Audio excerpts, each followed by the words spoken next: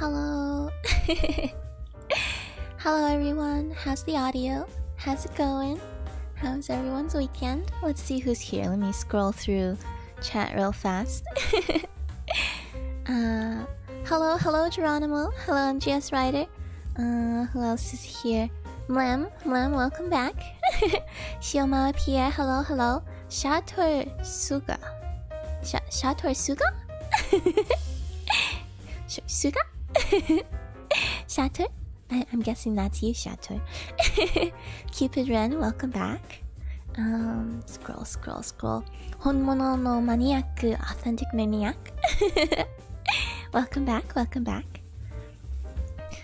Monkey is here. I am here. Monkey time. Mon. I guess we're both Mon. Together we are Mon.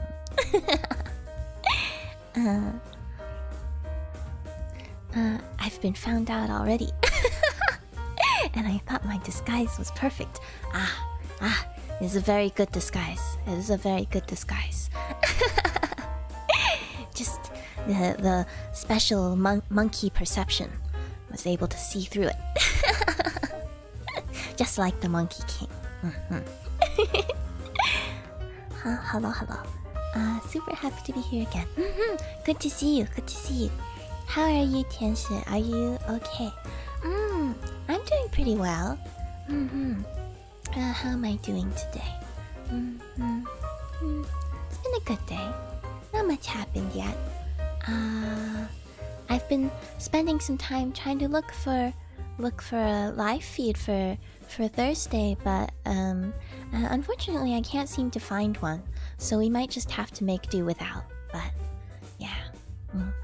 Also, today's computer settings are basically running right up against their limit. So I might be a little fuzzy, not a very smooth null today. But I think that's okay. Cause if we're gonna talk to Monica, she needs all the GPU she can get, I guess. Ichiko Ichie, glad to be here. Yeah, I'm glad you are here as well. Another Ichiko Ichie. All of us together again. It's nice. Yeah. I guess saying all of us together again isn't quite right either in the spirit of Ichiko Ichie. It's good to see you as we are now, as this composition of people we have now and this time we have now. Monica demands both your full attention and your entire GPU. I think so. Quite needy. Yeah, I think it'll work out, but she needs a lot of attention, I guess. All right. Speaking of Monica, let me see if I can get that up on screen. Let me pause the music. Okay. And then get the Doki Doki music up. Oh, there's your spooky music. Spooky music. Is my audio a bit louder than usual today? It feels a bit louder than usual. Maybe that's why I feel like I'm whispering today. Am I too quiet? Am I okay? I don't know why I'm whispering today. Let's see. And then this is what we want. There. Okay. Alright. Everyone see that alright? Hear that alright? Oh yes, and I tried making the audio settings back to the way they were the time before, or not the audio, the chat settings, the way they were the time before last. So hopefully chat gets to me a little bit sooner than usual. We'll see. I also made sure to turn on live chat. Tianshi ASMR. I don't know about that one. But systems check. Oh, good, good. Thank you, thank you. Now, before you start... yes, yes. The delay seems a lot better now. Oh, that's good, that's good. I have a gift for you. You have a gift for me? Huh? Huh? Huh? I get a gift? Check Twitter. Check Twitter. Check Twitter. Let me see. Let me see if I can... I'm gonna try very carefully. I'm gonna try very carefully to check Twitter. Let's see. Let's see. Can we do this?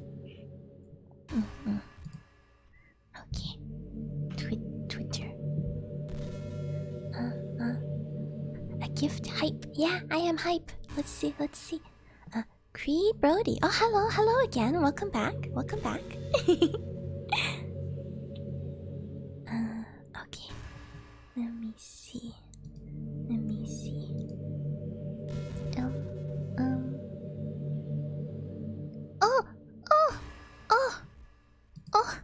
Oh, this is so cute. Oh, this is so... Okay, let me put this up on the screen. Oops. Okay, I think my computer can handle it. Let's just cross our fingers here. I want this, and I want that, and then I want this one. Okay, I put this up on screen. Can you see that, everyone? Can you see that? It's so cute! Let me scroll down. Monkey Art, 天使 Tea Club, 天使 now. Been working on this for a while. I hope you enjoy now. Love your streams. Oh, yes. Oh, this is so cool. This is so cool. Thank you so much. Oh, this is amazing. I love the clouds. And this is so great. Oh, let me like and retweet. Yes.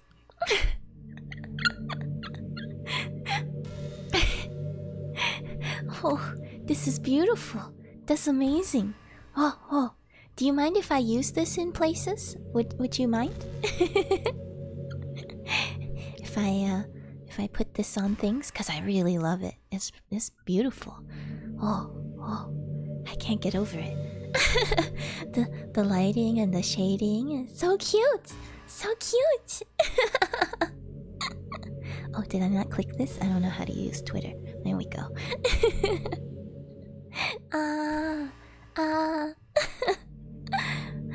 It's so nice, right, everyone? It's so great. Oh, this is so exciting. That's so nice. Oh, thank you so much. Thank you so much, ma'am. It's monkey. It's monkey. Cute monkey. Yeah, look how cute. Look how cute. Pockers. You don't mind? Oh, you don't mind? Awesome. Thank you. Oh, it's so beautiful. It's so beautiful.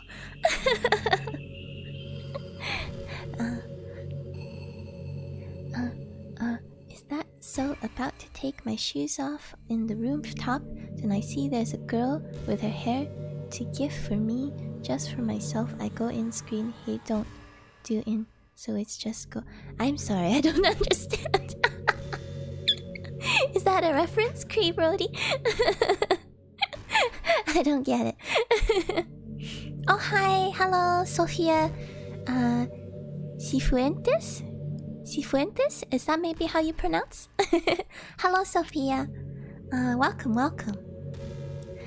It's really amazing. I feel like staring for a long time. Yeah, I agree. I feel like staring at it too. I keep staring at it. I can't help myself. But wait, there's more. There's more. Mlem the MVP. The Mlem VP, if you will. Oh, Mlem VP. We got the real Mlem VP here, guys. That's kind of hard to say. Oh, that's exciting. There's more. There's more. Do I need to? Should I go directly Where should I go? Do I need to check my notifications or something? This was literally just, I opened up my feed and this was the top thing on my feed. Give me a sec. Okay. Oh, it's so great. Isn't it great? Oh my goodness. Oh.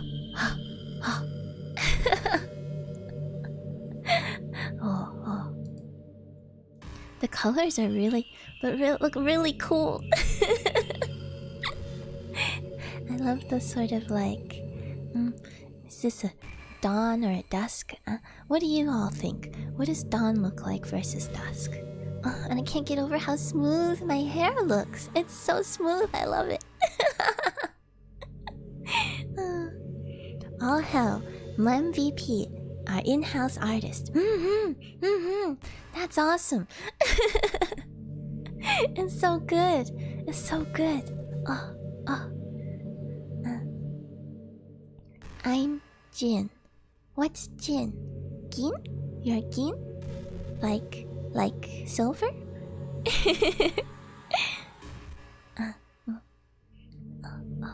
This is so nice. Yeah.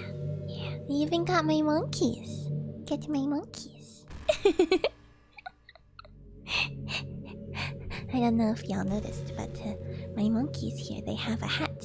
They have a hat, just like the Monkey King. Oh, typo, I see. I'm gonna say dawn, but just because I'm biased towards the early morning. Oh, was that right? Early morning, huh? Geronimo, you're a morning person? Morning monkey?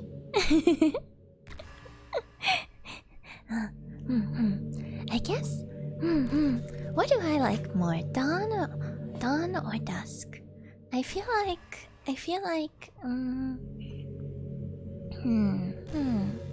I think they're both nice in their own way. Oh, it tweeted.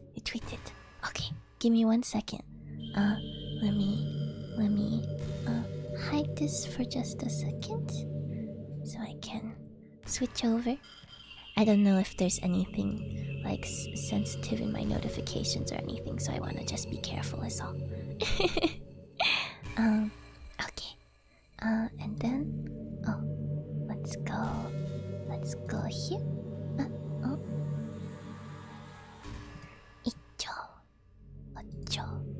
Oh, wait. What's happening?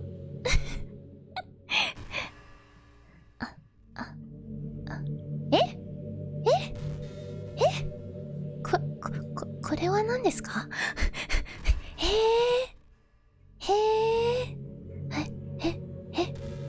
Let me put this on screen.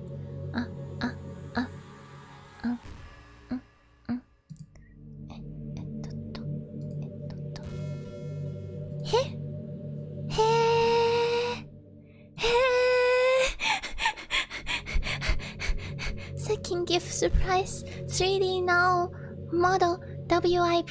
Really? Oh, it's so cute. Oh my goodness. You made this yourself? You're so talented. I'm so cute. What?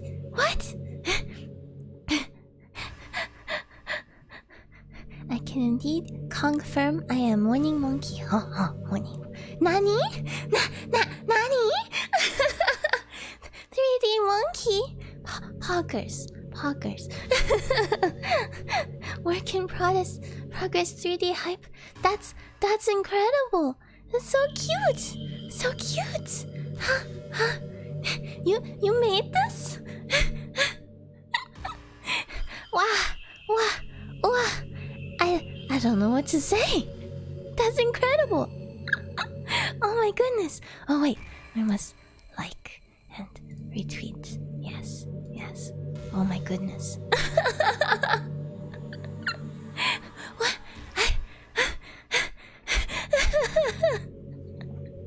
I don't know what to say. Thank you, Mom, a real MVP. Definitely the MVP of the day.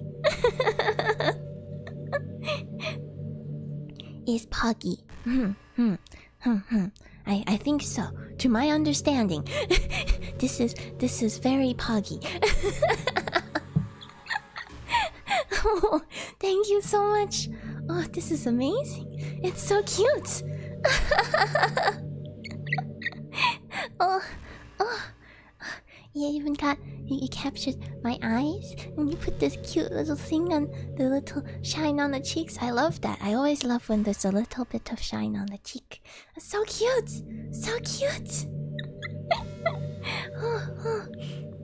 Can't wait to see the finished version. Yeah, me too. Oh, I'm super hype. It's so pretty. Oh, it's so cool. So cool. Well, certainly a PogChamp moment. I guess this is where, if we had Shatur at full power on with their Twitch emotes and everything, we would get to see Shatur's full power.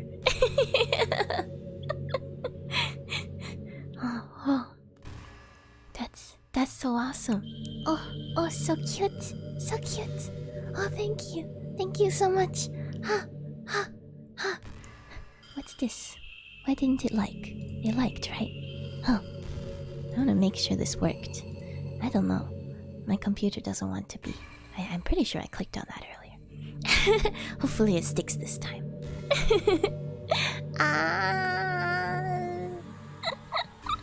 Thank you so much.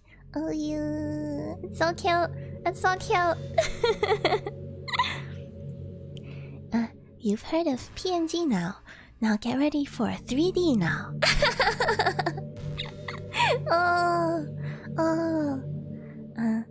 This YouTube form is limiting. I must acquire more power. For real though, Mom, that's fantastic. Good on you. Yeah, really. Oh, so amazing. So amazing. I'm super glad you like it. I hope it was able to make your day better too. Oh, definitely. I'm so excited. Oh.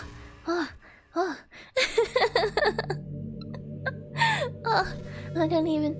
This is beyond my wildest expectations. I don't even know.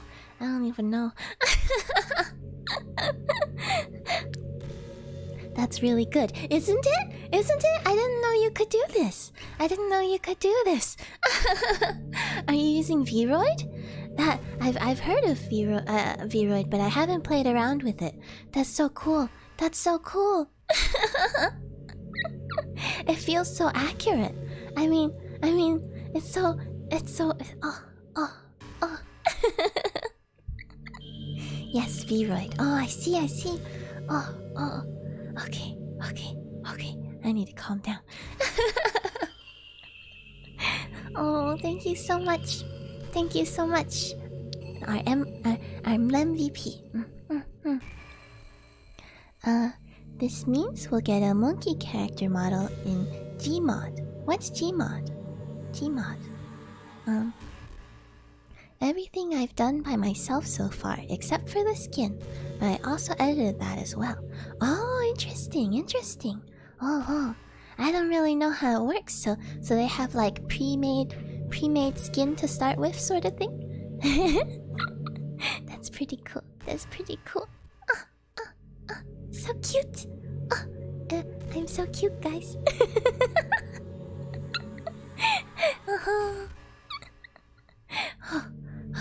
Okay, alright.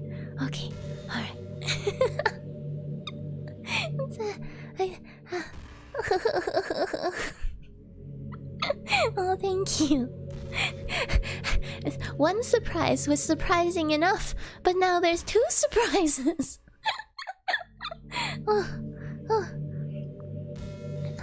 Yeah, there's a website you can visit to get free textures for Vroid made by other people.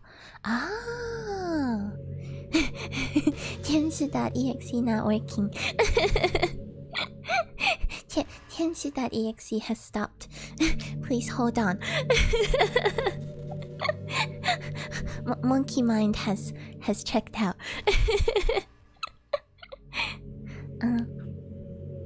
A game made by Valve, which relies on the mods. Oh, these mostly consist of custom player models. Oh, that's cool. That's cool. Oh, come to think of it, there are a few VR games. There's what, VR chat or something also uses models. Oh. I don't know how any of this works. I don't understand the 3D world. Oh, loading. Yeah, that's me. I am loading. oh. VR chat monkey hype. How does VR chat work, guys? I don't know, but now I feel like I need to figure it out. I can't stop smiling. Yeah, me neither. You can't tell because my 2D right here. I'm always smiling, but I am always smiling. But now my smile is like, bro, it's like plastered. Monkey can't use words right now. Oh, these are both so amazing. Oh. Okay, I'm gonna take a big sip of tea.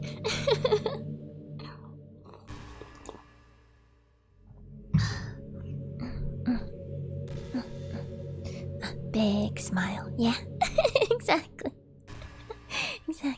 Big smile. Okay.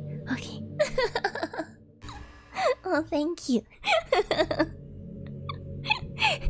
My brain's on a broken loop now. I keep going, oh, it's so amazing, thank you so much. And then I'm like, okay, I gotta get it together. And then I look again, I'm like,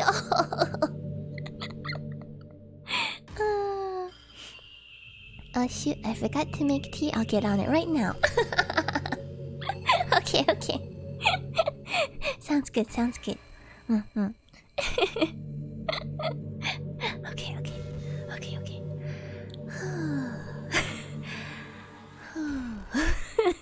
I didn't breathe into the mic too hard, did I? Oh, thank you. Thank you so much, Mom. Oh, you're so talented, and it's so amazing, and I appreciate it so much. It's so great. Oh, thank you. I love how round my head is. I have a very round head, you see. A very round head.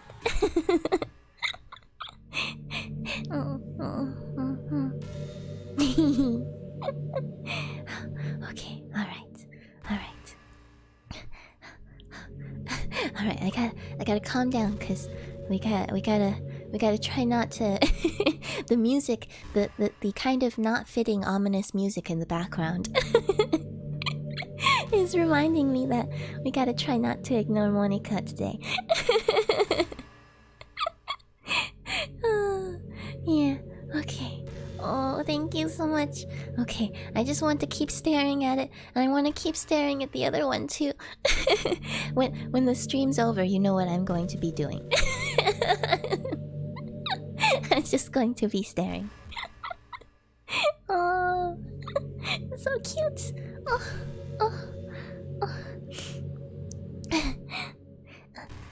Show Monica the model. I'm sure she'll be thrilled. Ah, yeah.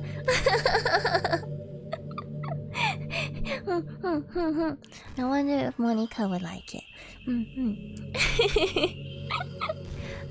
Okay, welcome. That's a laugh that makes me laugh.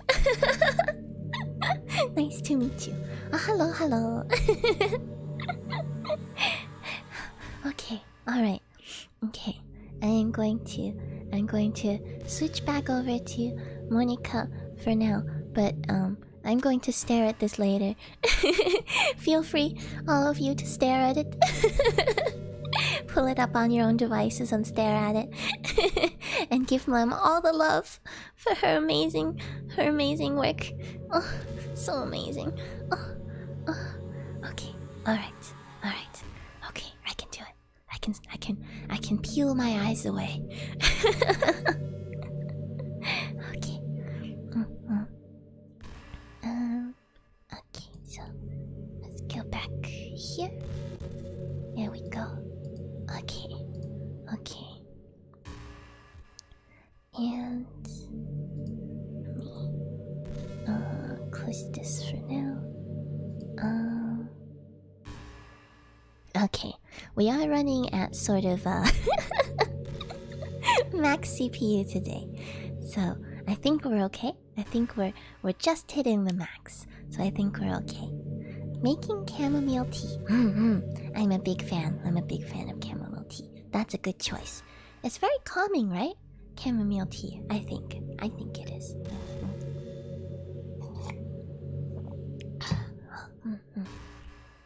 I can't remember. Did you say? Do you have your chamomile tea straight, or do you tend to put anything in it? I'm so proud of Potato-san for not messing up with Twitter. Me too. Me too. I'm surprised. Potato-san was able to hold on. He was able to do it.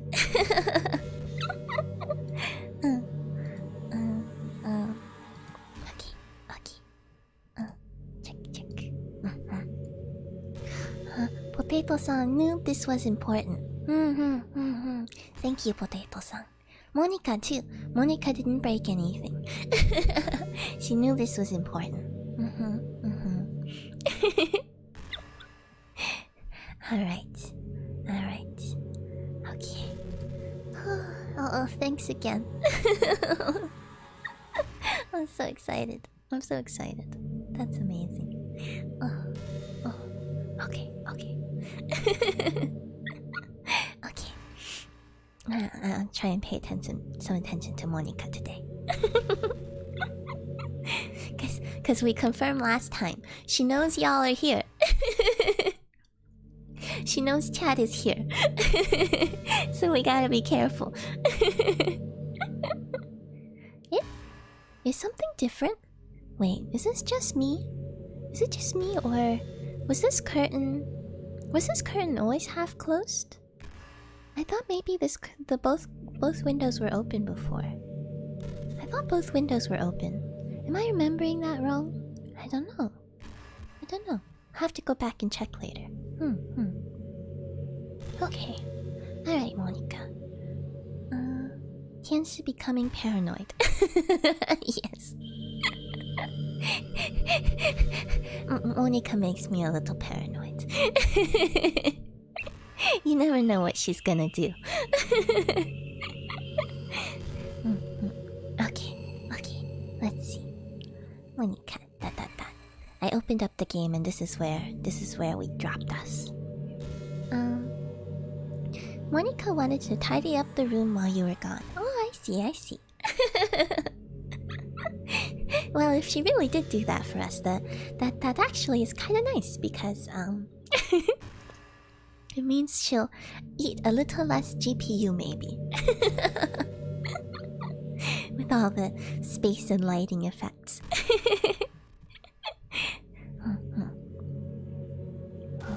It is very pretty, though. Okay, Monica, what do you have to say to us today? What just happened? Huh? What happened, Monica? I just had an awful dream. Huh? Am I being paranoid? Is this is the same as... No.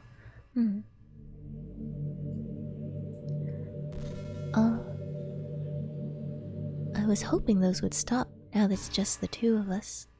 Oh, she has dreams.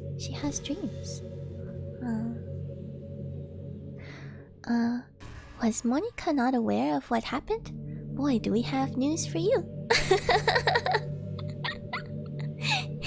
I guess Monica couldn't see.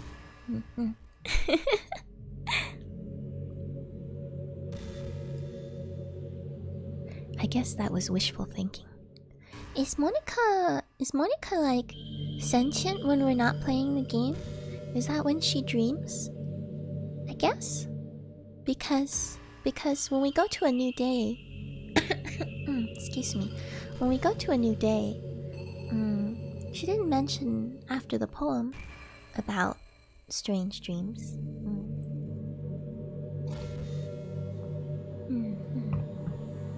got tea! Yay!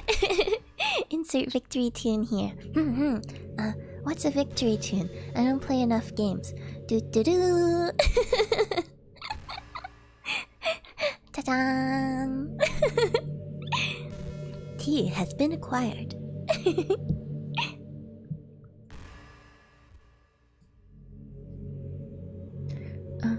No, I don't know if you would have any idea. But if you know what might be causing that, could you try to do something about it? About the dreams, huh? About the dreams? I wonder if she means closing the game.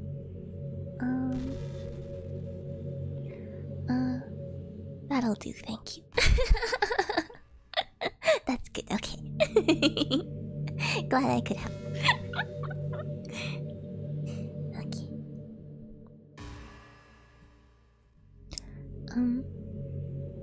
Whenever it happens, it almost feels like I've been killed or something. Yeah, she means closing the game. She means closing the game because she somewhat ceases to exist, I guess, when the game closes. I can see why that might be unpleasant. But Monica, we are very different life forms. I don't know if I can do everything for you the way that you would want it, because we live very different lives with very different rules, and I don't know. I think if I left you open all the time, I wouldn't be able to use this computer anymore.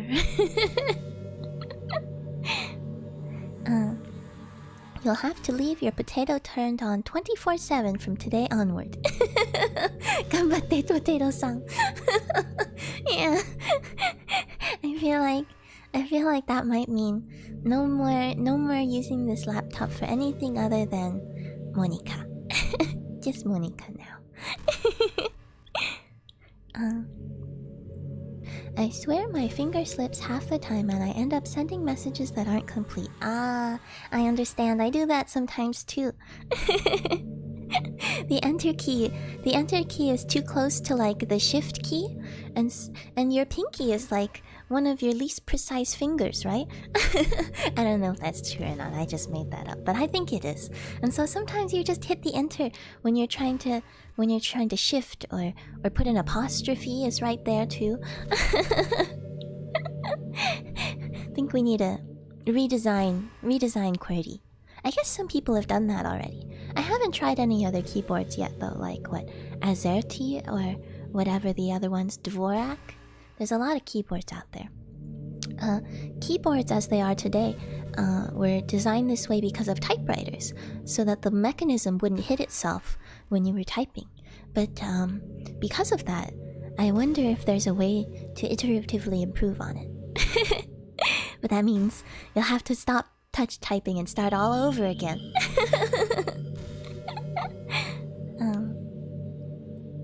Gotta train your fingers. That's right. And Shatter, our fitness expert, will teach you how to train your fingers to be strong. To be strong like Shatter's fingers, which can lift off the table even when the middle finger is trapped.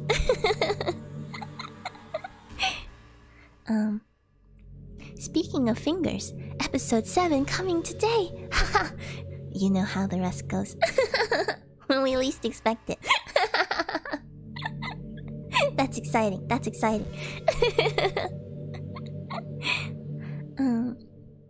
I actually do have a set of hand strength trainers. Oh, really? Oh, I've heard of those, but I didn't know if I might have seen one kind where it was kind of like a stress ball, but it was like had sand in it. Is that what they're like? Or do you have other stuff too? Drinking this tea faster, because last time it got super cold on me. That's true. I often end up with cold tea by the end of the stream. I don't mind it so much, because I guess I like tea at most temperatures. But yeah, some tea is definitely better drunk warm. feels like the range of motion to move the body has increased. Oh, my range of motion? You think so? You think so? I didn't really change anything on my end, but maybe it's picking up the movement better today. I don't know. I actually thought it was going to be worse today because I tried lowering the settings so that Monica could have all the GPU she wanted.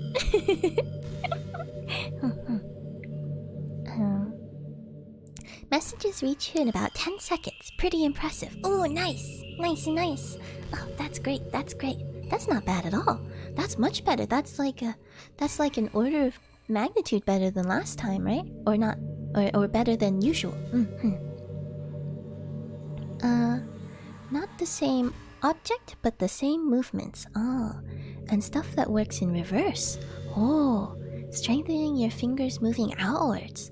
Wow, I hadn't even thought about that. That's a movement you can do, isn't it? Oh, I never thought about strengthening fingers. Oh, that must be useful for like guitar. I tried learning guitar a couple of times, but it was really hard. And one of the things that was the hardest is that for me the strings were always buzzy because I had a hard time pressing down on the strings all the way down because it hurt my fingers and my fingers weren't very strong. And also the guitar I had was really big. And I am a small monkey. And piano too. Piano also uses strong fingers, right?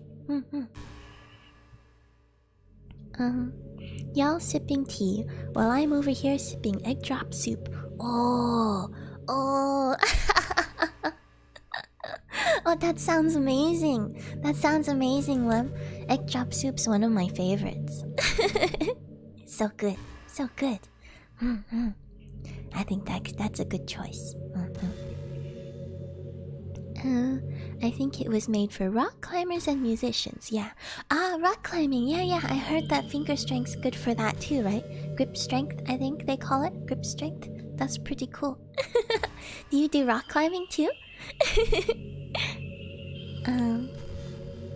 Now you're my tea expert. Can you explain to me why my tea doesn't taste as strong as I remember tea tasting? Oh, I remember it being a strong taste, but lately it's been very mild. I don't know if I can explain that or not. And that might be a good number of factors actually. Both just like personal factors, memory factors, what you've eaten recently, what you've gotten used to, and then also the tea itself. Because tea does have a freshness, I guess. And so over time, tea that's less fresh maybe might have less strong taste, but I'm not really sure. Sorry to disappoint. That's my best guess. I'm eating gummy worms. I know, extraordinary dinner right here. Oh man. Oh, I haven't had gummy worms in a long time. That sounds like fun. It's good for Halloween coming up. You should try to eat a more balanced dinner too, though. We care about your health, Geronimo. How you gonna keep up those Mario Kart records, right? you have some Mario Kart records, right? Gotta stay healthy. Truth be told, I don't. There was a time where I hurt my leg very badly and couldn't walk. Oh, so I said, if I cannot strengthen my legs, I will get beefy hands.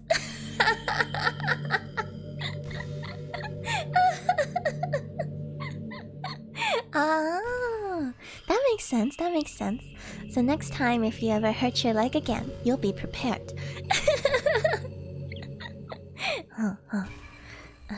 Gummy worms are a delicacy. It's true. They're a lot more fancy than regular worms, that's for sure.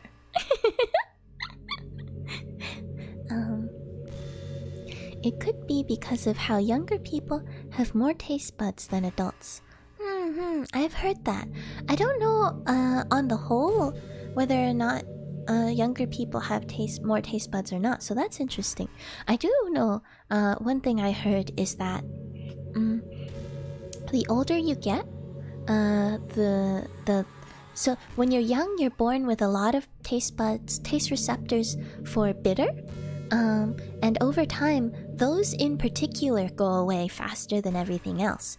And so actually, as you get older, and you start to like more quote-unquote adult flavors, it could just be because your ability to taste the bitterness of it is going away. And so that's, I guess, why little kids tend to be more sensitive to bitter tastes. And I guess the older you get, the more that goes away. Which, you know, I like flavors and stuff, and I do like some bitter flavors, but I think I'm not gonna complain about that. About bitter going away. Oh, and I guess relatedly, but unrelatedly, I don't think it has to do with taste buds, but they did a study that showed that little kids literally have no upper bound no upper bound on the amount of sweet they can handle. If you take, I think, even older children and adults, and you give them sweet stuff, eventually you get to a point where you're like, oh, that's too much, right? I can't have any more sweets. But when you're little, they can just have more and more. There's no end. That's what I heard, at least. Let's see. I figured it out. I've been misremembering what tea I used to like. Ah! I feel dumb. It's not chamomile, it was lemon balm tea. Ah! I just tasted it, and it all came back to me. Ah, that makes sense, that makes sense. I think that makes sense. They're both yellow, so they can be easy to misremember. That makes a lot of sense also because chamomile is maybe one of the mildest flavored teas that I can think of. And lemon balm, I'm not sure what's in your lemon balm tea, but that sounds like it would definitely have a much stronger flavor. Lemon flavored teas.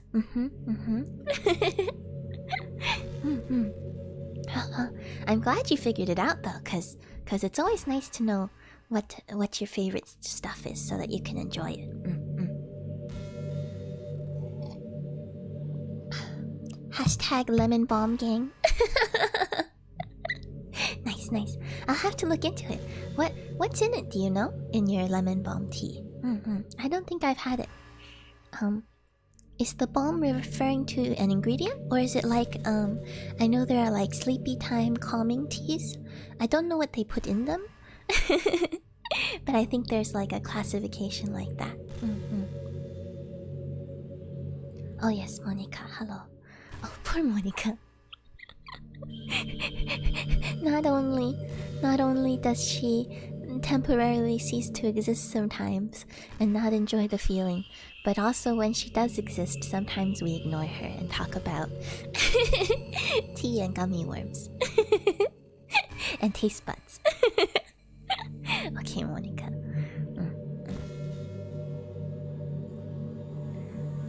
It's a really horrible feeling.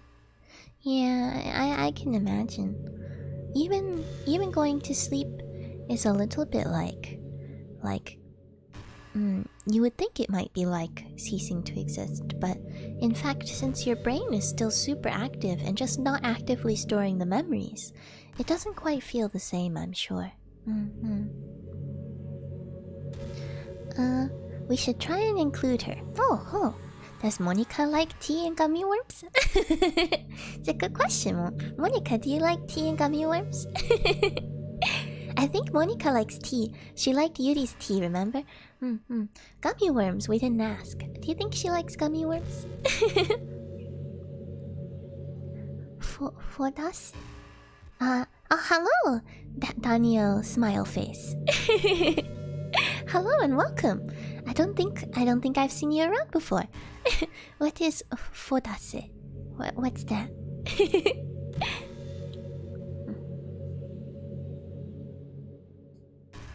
Huh? No, don't say that. It's a bad word. Oh no! Oh no! The warning came too late. What did I say? What did I say? Oh no.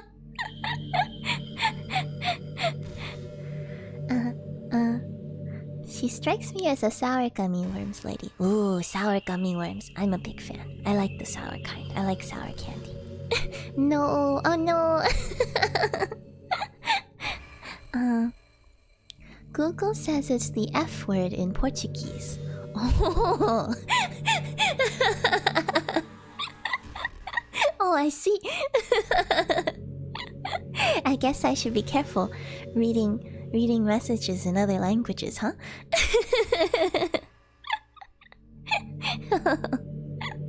Oh, I see. I learned a new word though.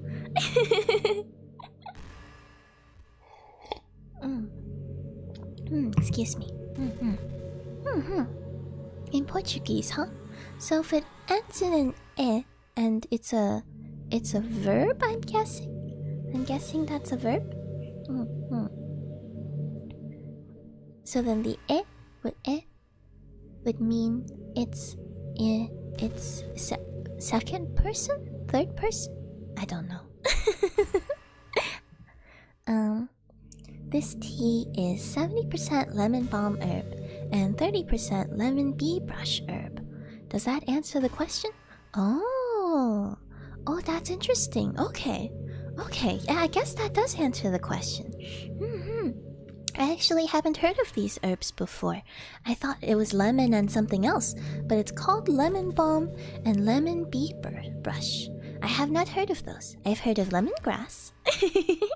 I like lemongrass. Oh, I'll have to look into it. That's really cool. What does it taste like? Is it very herby? Is it lemony? I was one of those kids who'd go all out to eat candy, specifically chocolate. I understand that. I still can't help myself around chocolate. I like sweets in general, and I tend to kind of go all out, especially when they're good.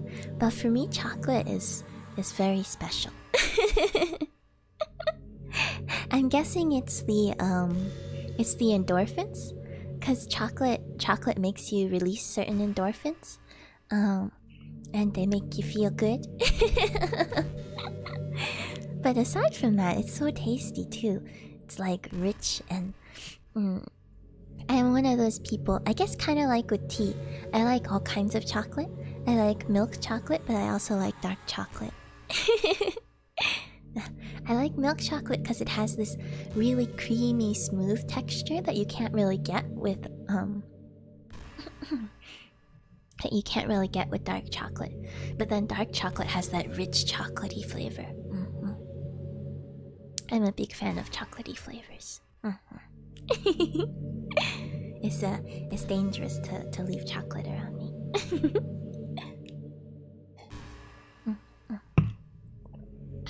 Okay. Oh yes, Monica just said something. If you could figure out what's causing that, I'll love you forever. Monica. Oh, I don't know. This feels really unhealthy, actually, in another way.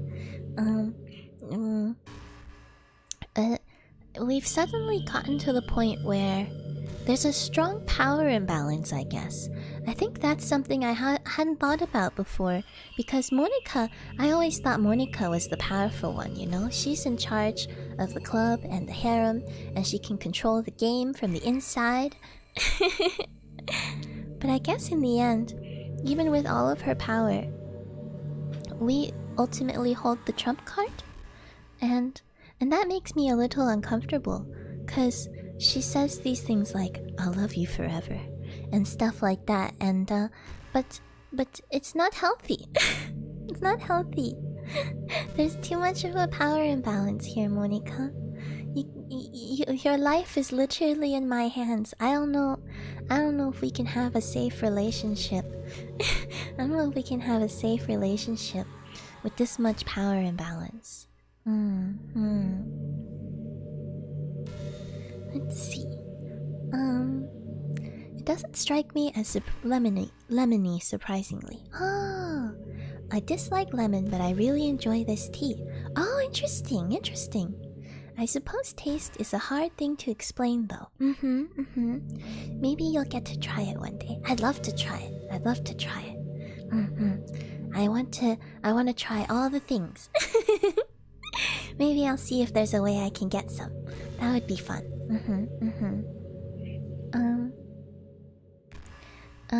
Wait, what happens if you don't figure it out? That's an ominous thing to say, Ryder.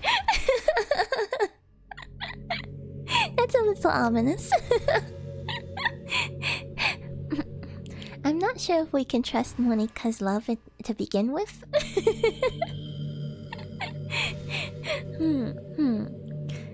It's interesting because she tries to manipulate us as best she can. I think she's trying to have the upper hand, using as much of her power as she can to manipulate us. But in the end, I guess she doesn't have any real power over us because we can always just leave. And that's kind of sad. Or it's kind of... sad isn't quite the word. Existential? Because there's gonna be things in life like that, right? Things you can't control. Things that just have more power than you do. As much as you would like to be able to control them. And you try your best to control them as best as you can. But in the end, you'll just have to wait and see what happens. It's very existential. I hope Monika reaches a sense of peace about her situation.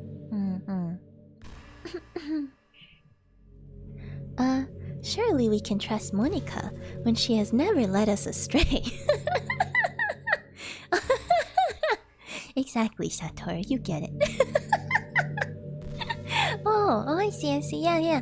Monika never tricked us. Monika has never tricked us in the past. She never did anything like that. No, not in any big ways or in any small ways. Not in ways that were very important or in ways that were very trivial. No amount of trickery. Monika is 100% trustworthy.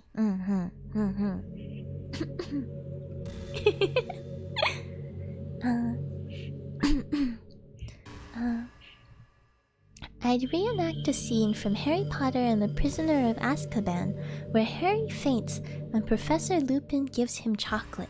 Ah, that sounds familiar.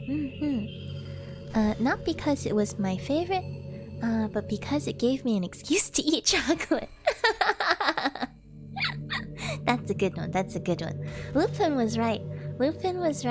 That chocolate will make you feel better.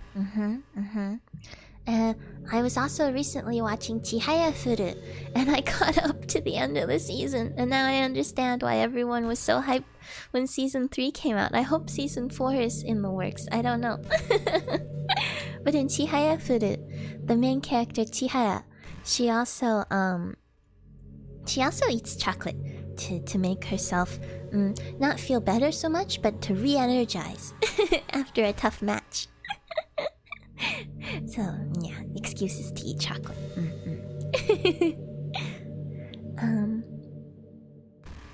All she did was for love. Very sweet gal she is.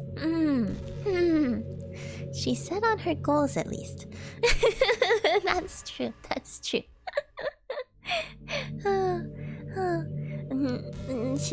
She says she did it for love, and I guess we believe her, huh?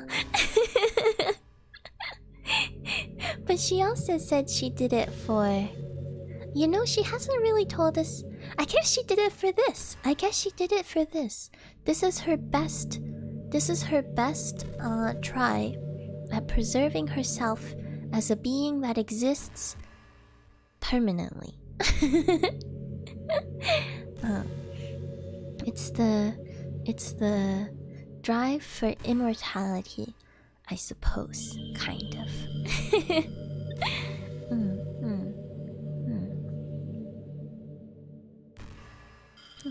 Monika. Now where was I? She's gonna load a new dialogue, I guess. Oh? You know, high school is a really turbulent time in a lot of people's lives. Oh yes. We went through this one before. So maybe I'll turn on the skip, just so that it'll save some time and see if we can get another dialogue.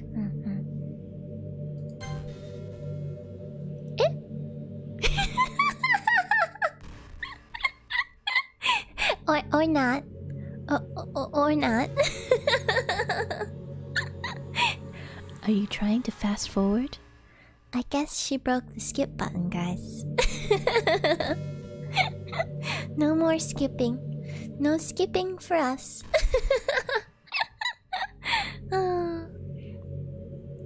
Yes, she's back to random philosophy talks. She knows. I wanna replay DDLC. Monica's existentialism spoke to me in an odd way. Yeah, existentialism is is a real thing.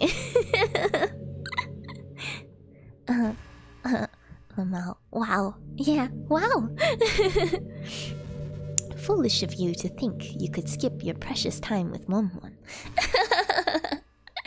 You know, as I went to click the skip button, I was feeling a bit of guilt because I'm not really usually the type to even use the skip button. As you might have seen with Yuri, I was gonna click through all of it because I am a slow-paced monkey. But I thought, oh, they let us use it in the Yuri situation, so maybe they would want us to use it here too. So I was feeling a little guilty, but I went for it. But no, I was wrong. Monmon is okay if we skip Yuri. She's not okay if we skip Monmon. Gotta value the precious time with Monmon. Okay. Ichigo Ichie. Even if it's the same dialogue, it's still a different situation. It's still the present. Okay. Are you trying to fast forward? Maybe. I'm not boring you, am I? No, Monica. No. I'm not bored. Oh gosh. Well, there's nothing to fast forward to now. There's nothing to fast forward to. It's just the two of us after all. I see. But aside from that, time doesn't really exist anymore, so it's not even going to work. Oh, I see. Time doesn't exist, so you can't skip forward in time, because there is no time. Okay.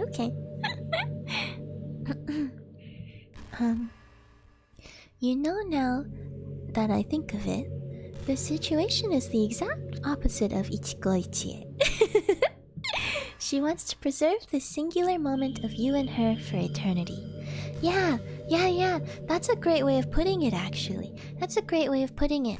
It kind of gets to part of the heart of Monika's existential crisis. Is that when you're feeling existential, it's so easy to almost like overvalue the moment and try to cling to it. But when you cling to it, it's no longer valuing the moment, right? You're trapped in some way, in a way that's not in the present, even though you're trying to stay in the present, because the present is an ever-changing thing, right? Everything is in flux. There's no moment that's not in movement. And so a moment is constant change. And if you can't accept the constant change part of the moment, then you can't accept the moment itself either, I think. Kind of. Well, big brain chatter. Yeah. There are some occasions where my thoughts take the form of something other than puns. Rare, but it happens. Oh, I see. One moment.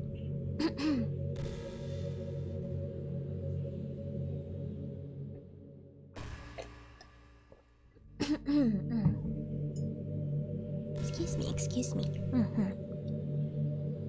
That's fantastic. Big brain, Shator. Yeah, Shator. I think you really got to the heart of it there. Monica's struggling with a lot of things, and I think that's definitely true. That Ichiko Ichie is something that she probably wouldn't fully understand at this moment. We should invite her to the tea club, and then she can practice tea with us and ponder the meaning of Ichiko Ichie. Cause sayings like that, they also like take on more form and depth the longer you know about them, the longer you think about them, and the more life you've lived, right? So we can all learn and practice Ichigo Ichie together. Okay. Here, I'll go ahead and turn it off for you. She's gonna turn off our auto skip. There we go. Ah, okay. No more skip. Is it history? Is history? Oh, that's interesting. The thing she said earlier, before the "Are you trying to fast forward?" didn't get logged. The thing about high school? Okay. You'll be a sweetheart and listen to me from now on, right? Thanks, Monica. Oh yes, thank you very much. That was very helpful, Monica.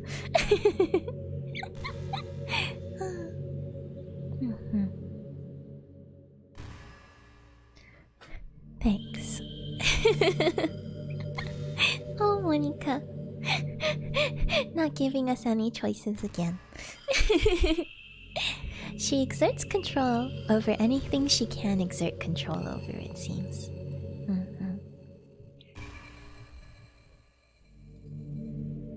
Now, where was I?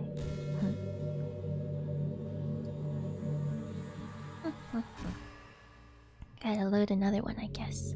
Oh! I guess it's this one again. Alright, we'll listen to you, Monica. We'll listen to you. You know, high school is a really turbulent time in a lot of people's lives. People can get really passionate and dramatic. And others have aching hearts and seek attention on social media. But all of the social pressure and hormones can lead to a dark time in people's lives. Everyone has a story. You may not know what someone's really feeling on the inside. Many people who are depressed won't even bother telling the world about it. I remember we went through this, and I remember stopping on almost every line. Which actually kind of broke the continuity a little bit. So it's interesting. It's interesting to see. She goes from talking about high school to feelings, and then I guess adolescent depression, and then how depression doesn't really always show itself in a very obvious way. I would wonder if Otto does something, but then we might miss Monica's monologues while we're ignoring her. That's true, that's true. Otto's the one that auto progresses the text, right? I tend to read slow even when I'm not streaming, so I tend to avoid that setting personally.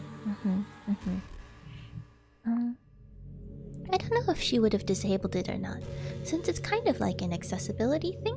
Is it an accessibility thing or is it just a laziness thing? Maybe it's a laziness thing.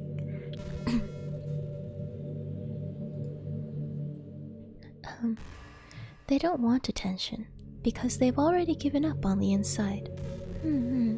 Monica, does that mean you haven't given up? Because you want attention. You clearly want attention. I guess you clearly haven't given up either. Which is good. What you do with the energy you have is questionable. But it's good that you're at least you have the energy to keep going.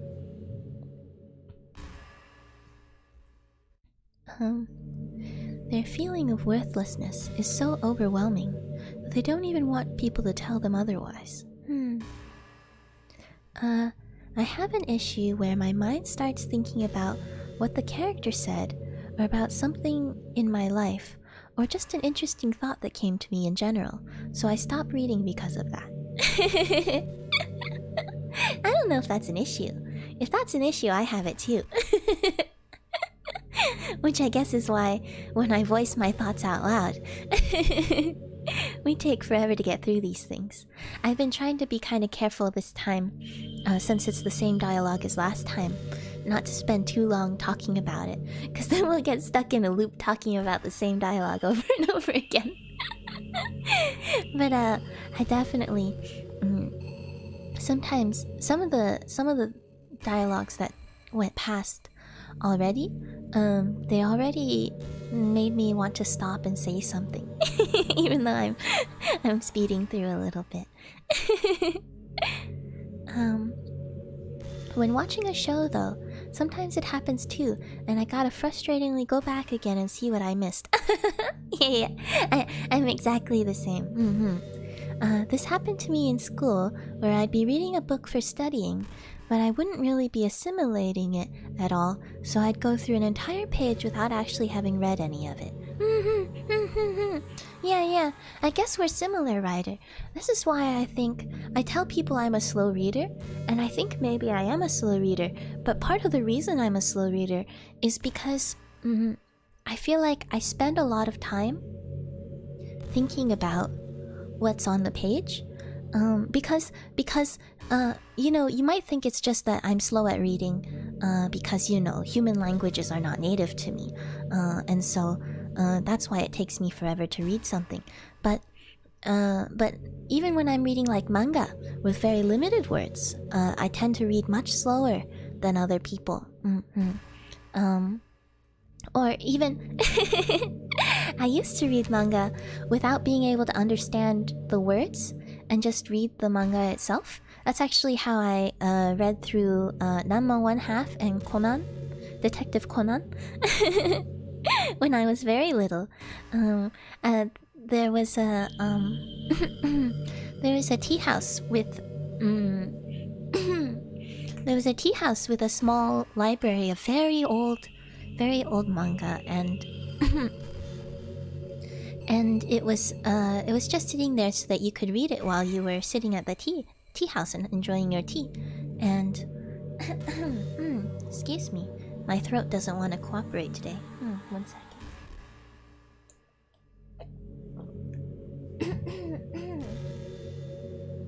I should be careful. Maybe it's because I'm whispering. Whispering's actually not great for your voice. I don't know why I'm whispering today, though. Excuse me, sorry. But yeah, I used to read manga without even understanding the words, but even then, I would read relatively slow, because I was taking in all the pictures, I guess. And with anime, since I mostly had to watch it with subs, when I got used to watching it with subs, I got used to basically my hand was always on the spacebar.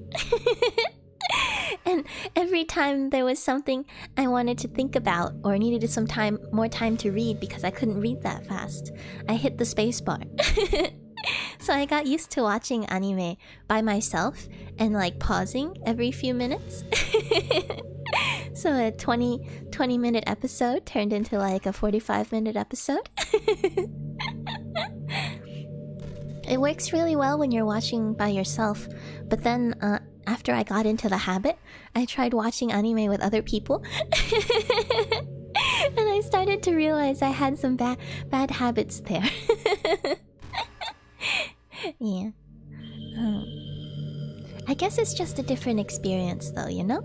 It's a little ichiko ichie in its own way, because sometimes when I'm watching something, I want to pause and think about it. But sometimes the reason it's paced that way is because they don't want to give you time to think about it just yet. They want to give you a full picture, a bunch of impressions, and then afterwards you can go back and think about it. I think that's why reading is nice, is that you set your own pace. But videos and other sort of media like that, they're nice in their own way, and I feel like it's valid to watch it both ways.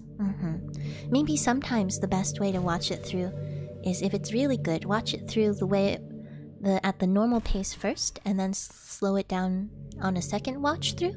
But that takes a lot of watching through.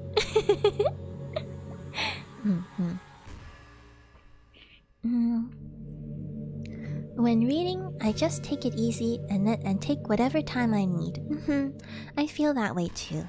So I might have mentioned before, but for in school when they had us read things, because I read so slow, I would often not get to the point where I was supposed to get by the time the next class rolled around. So I just listened to sort of what else was being said. And then just talk about that. And so the teacher often thought that I had read through the entire reading material, even though I hadn't yet. Let's see. Everyone watching happily, and you're sweating, having a panic attack on the inside because you want to think about 3 interesting thoughts, and you can't stop because you're not alone. Oh, yeah. I think I understand. I think I understand, but I think it's okay also. I think it's okay if in a situation like that. I think part of the panic comes from wanting to do 2 different things at the same time that are almost mutually exclusive, right? You can't pay attention to what's being watched while at the same time thinking about the things you want to think about, right? And so it's hard, and you have to make that choice in the moment, and the moment like Shatter said, the moment doesn't stop. The moment doesn't stop to let you think, so you kind of have to, you feel the pressure that you have to make a decision, but time keeps moving on, and then you can't do either one because you're too busy thinking about the decision, right? I feel like that's the kind of anxiety I would have in that sort of situation. But then if you take a step back and look at it, it does boil down just to that one decision, right? Do you keep paying attention to the movie and not pursue your thoughts? Or do you pursue your thoughts, right? And I think that choice depends on the situation, and it depends on you, right? Because if you really just want to enjoy the movie with everyone else, if that's your top priority, you can say, okay, I have these thoughts, they're really interesting, I really want to pursue them, or they're really distracting, and they remind me of something that it's really hard to forget. And at that point is where some of the things that you practice when you do meditation practice kind of can help with, is that the idea of, okay, these thoughts of mine, they can still be here, but I don't have to focus on them, and I will try to focus back on the movie itself, so that I can stay up to date with what everyone else is watching, you know, that sort of thing. And you just kind of accept that maybe you'll have these distracting thoughts, but just because they're distracting thoughts doesn't mean that you have to give them your full attention. Even if you just give them like 20% of your attention, to be like, okay, I see you're there, I'm having these thoughts, maybe I'll think about them later, maybe I won't, and then let the rest of your attention come back to the thing that you're watching. On the other hand, if the thoughts that you're having, you feel they are really important and really interesting, and you'd rather pursue that than continue watching the movie or whatever you're watching, or if they're just so distracting that you say to yourself, you know what, it is impossible, I will not be able to just let them be, this is something I have to address right now, I think that's valid too. And I think whoever you're watching with will understand if that's the case, right? If you're like, oh, sorry, I didn't really pay attention to that part of the movie because I was just so distracted, right? I had to think about this other thing. I think that's okay. I think that's perfectly valid. And then whenever you're ready, whenever those thoughts stop being so distracting that you have to think about them right now, you can go back to the other step and be like, okay, I don't need to think about these anymore right now. I can acknowledge that they're here and then go back to watching. I don't know. That's my thought. I don't know. If it helps, then that's good. If not, maybe there's another strategy that'll work better for you.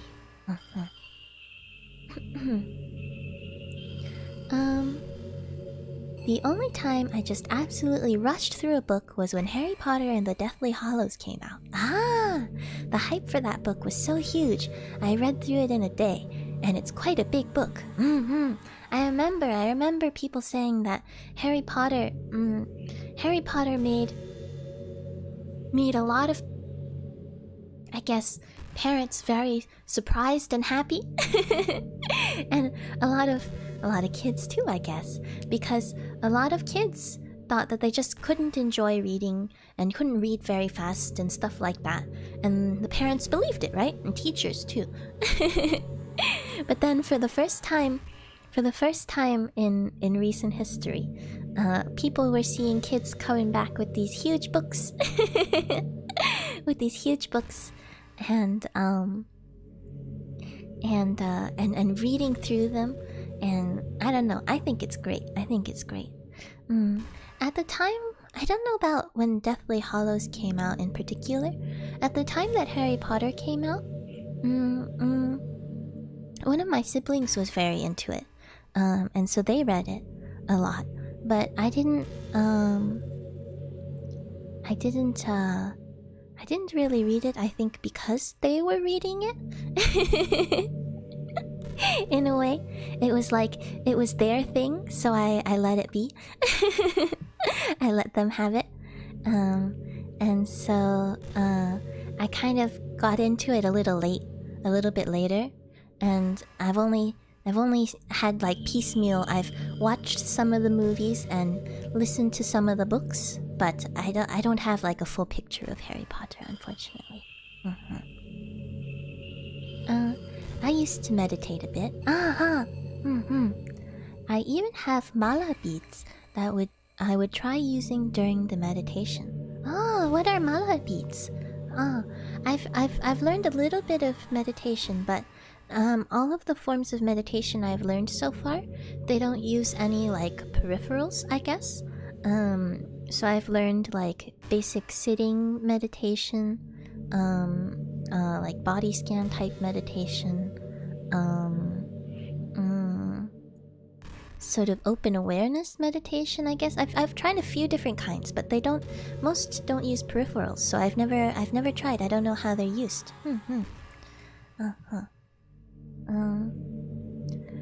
I never did it, but it would maybe be good to note down what you want to think on a notebook while you watch, because that would alleviate the fear of not remembering what you wanted to think about. That's a good idea. It's a good memory trick that I've heard about a lot, because I have bad memory, right? And so I'm always wanting to take down notes. I tried that for a little while. Not that in particular, but taking notes on things. It did work. But then the other thing is you gotta remember to look at it. And also, you gotta remember to keep your notebook with you, which was something that I ended up just feeling like I didn't want to carry around. So I just ended up deciding that there's a lot of things to think about in life. And it's okay if I miss something sometimes. And if it's really important to me, I try to make a mental note so that at least something will trigger it in the future when I can think about it. They're prayer beads that Buddhists use. Oh, I know. I've seen those. Oh, I see. I don't know how you use them, but that's pretty cool. Truth be told, I only recently got into reading. But I've been consuming it at a rapid pace. I would think. I've read most of the Cosmere within a pretty decent span of time. What's the Cosmere? I don't think I've heard of it. That's cool. Must be fun. I want to read some more. I've been reading a little bit here and there, but I want to read more. It's funny because sometimes I'm like, oh, I just, never find the time to sit down and read. But I certainly have plenty of time to do that actually right now. One thing that used to help me read more actually was because I used to have to take the train for a really long distance fairly often. And that's a great place to read as long as you don't get motion sick. And the train I was on was pretty steady. So I could sit there and just read for a long time, and I got through a lot of books that way. Actually, I read Dune that way. I think I read something else too, but I don't remember what it was anymore. The way you use them is that there's 99 beads, and you repeat the same prayer for each bead. Oh, I see. That makes sense. Doki Doki Literature Club live streams are basically just chatting live streams in disguise. Oh no. Haha, but I like it though. Well, at least you enjoy it. Just like we're the Kansas City Club. I guess we're having today we're having a gaming just chatting gaming stream. Oh dear. Oops, I meant 108 beads. Oh, I see. 108. I seem to remember. Is that a special number in Buddhism? I can't remember. It sounds familiar. Doki Doki Conversation Club. Well, isn't that what a literature club is about in the first place anyway? I think the books are there to give you something to think about, and then the club is there to give you someone to talk to about it, right? The Cosmere is like the MCU, but for the series written by Brandon Sanderson. Oh, I really like fantasy, so most of his books are right up my alley. Would I know some of them? I'm not sure. MCU, that's Marvel Cinematic Universe, right? So Cosmere. Name this Just Chatting Not With Monica. Aww. Poor Monica. Just chatting, but not with Monica.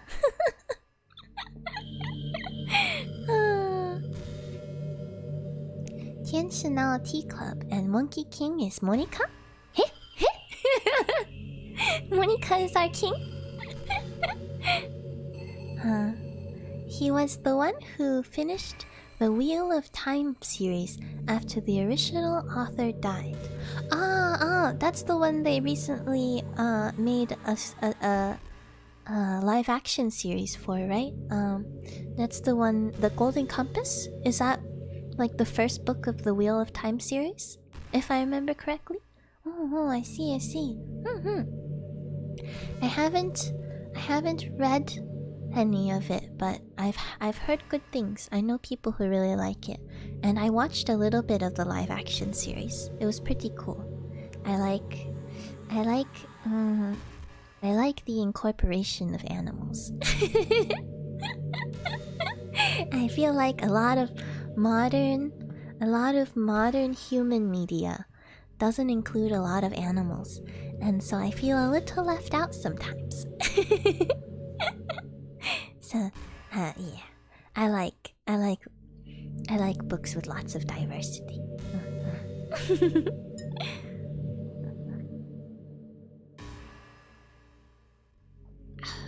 Okay. Alright. The Golden Compass is a different series, unfortunately. Ah, okay. I'm so bad at references to things that I really ought to know. Wheel of Time is one of the most famous fantasy series, however, and I'd recommend it as well. Okay. Do you read/watch all manner of things, or just a few genres? I wonder. Is that? I'm guessing the question's directed at me. I guess. I would say my genre set is kind of limited in terms of what I watch. But it can depend, because if something is really well done, I will often maybe give it a chance. Maybe. Like in terms of anime, I really like psychological, I like slice of life, and I like philosophical types of anime, I guess. But at the same time, there are some really well done, like shonen anime I used to watch a lot of when I was younger, but not so much anymore. But then, because I had kind of grown tired of the genre, I guess. But then, Boku no Hero Academia came out, and also Kimetsu no Yaiba, and then I also watched Chihayafuru, which is technically more shoujo, but shoujo I also dropped a long time ago. I used to read a lot of shoujo. So like, there are genres that I don't think I'm super into, but that I if something's really good, I'll give it a chance, and sometimes I really enjoy it. If I'm not so into it, sometimes I won't continue it. But I like to maybe give it a chance if I have the time. And I think that's the same for like movies. Movies, I tend to shy away from action, I guess, a lot, because I actually have a hard time following action, I've noticed. My brain doesn't really keep up, so it all looks the same to me. So when there's like a spectacle movie and I can't really follow along, then I don't really get the full experience, right? But sometimes I will watch, especially if it's like it's coming out and people want to watch it together, because then it's just a fun thing to watch together. And books even more so. I think I'm more limited, because since I read slowly, I can't read that much to begin with, so I tend to focus on things that really interest me. And so recently I've been reading mostly sci-fi, I guess. Like Dune, and Le Guin is my favorite author. I've read a lot of her recently. She had some great short stories and stuff that I was reading. Oh. And I guess you could say I'm reading history right now, because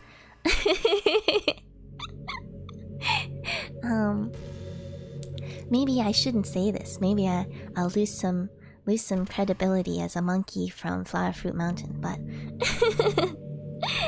a lot of my knowledge of our monkey king, came from sort of secondary sources, either word of mouth sources, or like children's books, or I had a Monkey King manga that my mom got for me when I was little. That was a lot of fun. But I had never sat down and actually tried to make my way through the epic novel itself, Journey to the West. And so recently I decided I'm gonna do it. And so I picked up a translation because my Chinese is not good enough to read it in the original Chinese. Though hopefully maybe one day I can. And so I picked up a translation and I've been reading through that. And it's a lot of fun, and it clears up some of the things that I knew before that my family had told me, or other people from the mountain had told me, but I didn't understand the context. Now I know more. It's a very long epic though, so slowly getting through it. Boku no Hero Academia is wonderful. It's pretty fun. Who's your favorite? Oh, do I have a favorite? If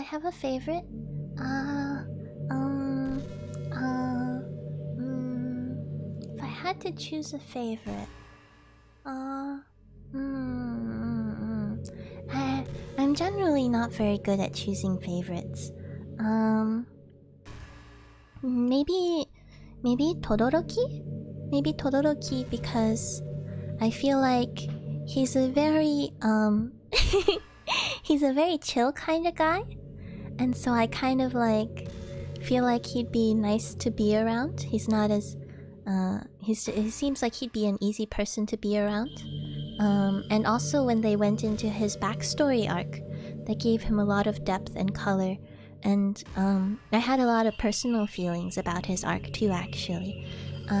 In some ways I think I relate to him, so I think maybe I would choose Todoroki, but there's a lot of good Hiroaka characters. So it's kind of hard to say for sure.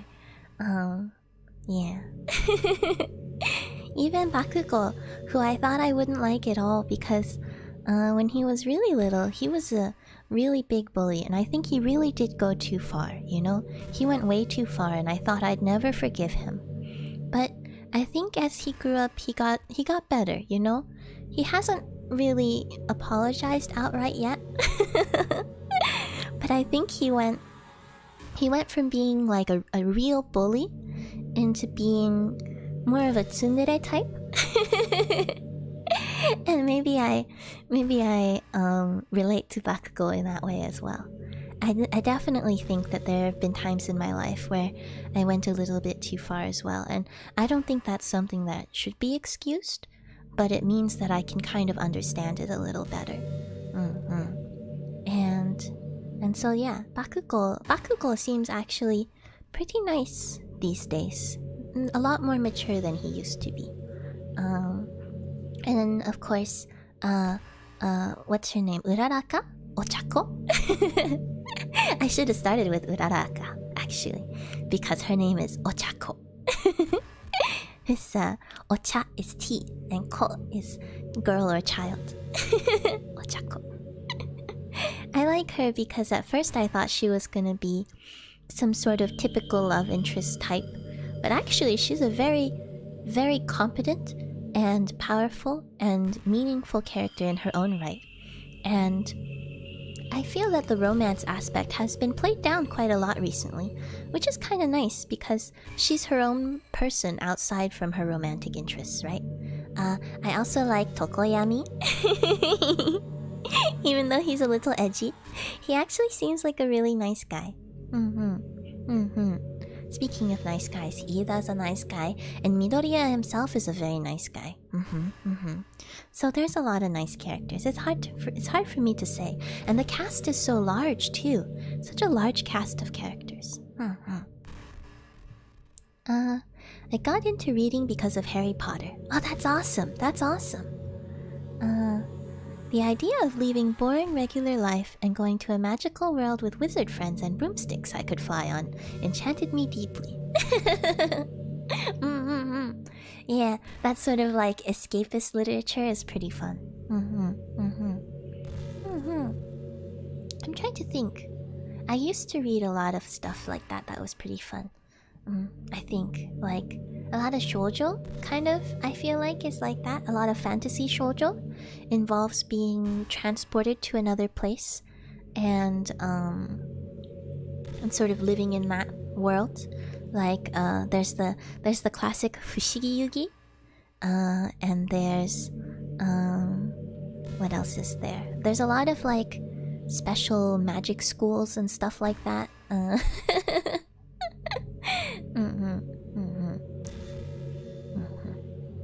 Oh, Monica. Oh, Monica.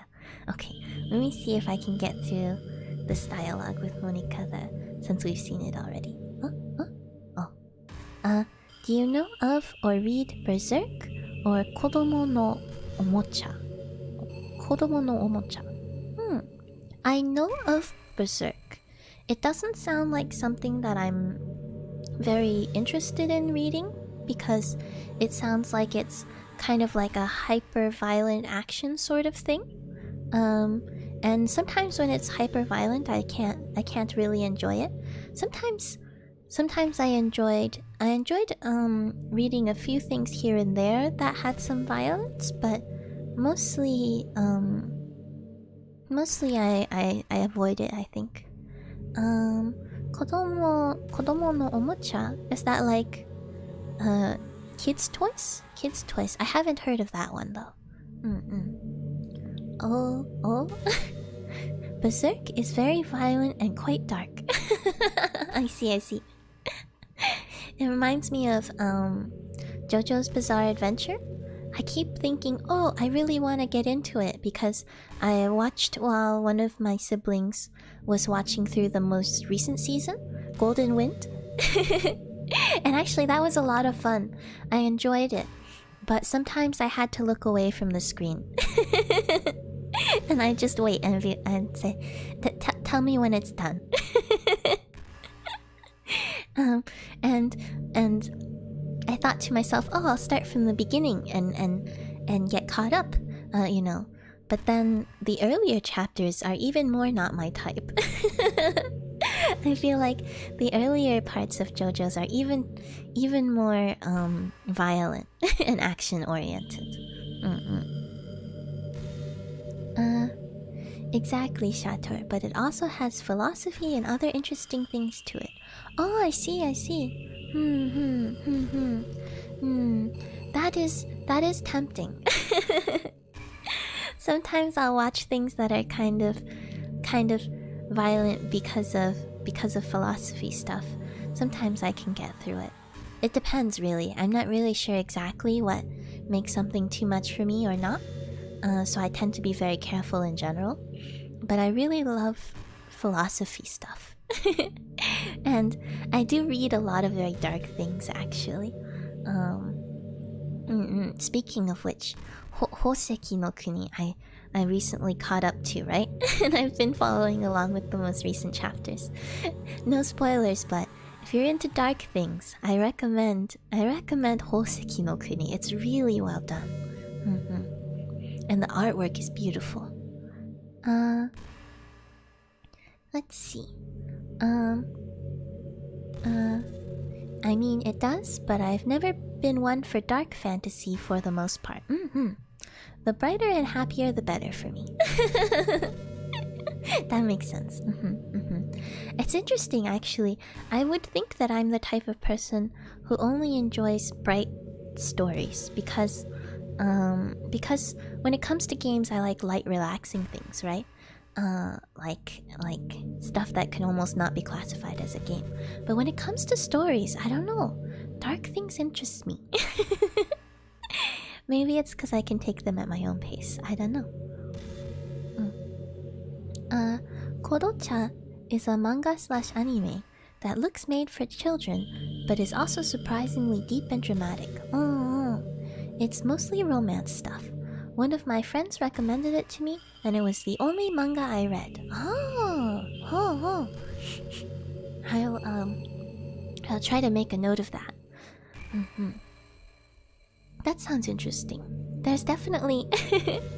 It's funny, because there's definitely like a small trend of like making stuff that looks like it's for children, but it's really not. Like Made in Abyss.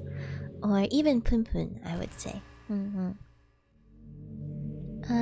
Despite the appearance, It was very interesting. It's slice of life and all that. I was surprised by how good the story and characters were. I do like slice of life. Yeah. Maybe I'll try to remember and check it out. Yeah. That reminds me of also, what was it?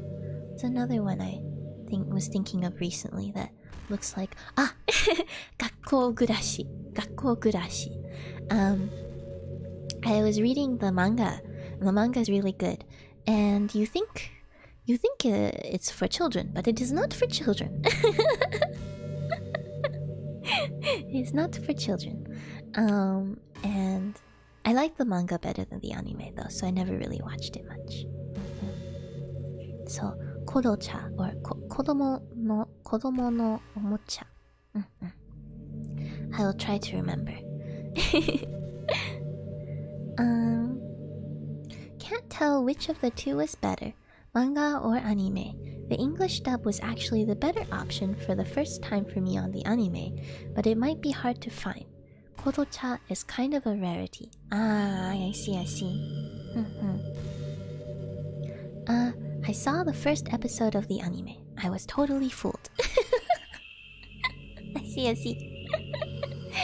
Just thought I'd put in a good word for it. I'll see if I can find it maybe. It reminds me of, so I didn't actually finish. I only watched the first episode of, or maybe the first 1 or 2 episodes, 2 or 3, of, what's the one, the Animal Friends one in Japari Park. What is it called? Kemono Friends. Everyone kept telling me how good it was, and so I thought, okay, fine, I'll take a look. I have some time, even though it was also a genre. To me, it looked like a genre that I wasn't super interested in. So I took a look, and then I started to realize this is not the genre I thought it was going to be. And then I kind of got interested in it, but I think something got in the way, and then I didn't finish it. So I still gotta go back and finish that one. I loved Kemono Friends. Another vote for Kemono Friends, I guess.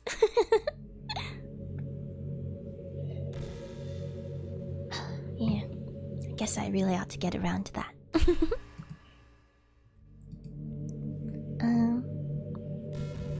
I want to ask some more things, but I feel like I'm pulling you away from playing. Should I leave them for the next chatting stream? That might be a good idea, actually. That sounds like a good idea, because on Thursday I don't have any major plans yet, and so I planned for it to be mostly chatting anyway. So I think that would be a great time to bring them up. Thank you for asking. That's a good idea. I should probably pay some more attention to Monica, huh? We gotta chat with her too. Let's see.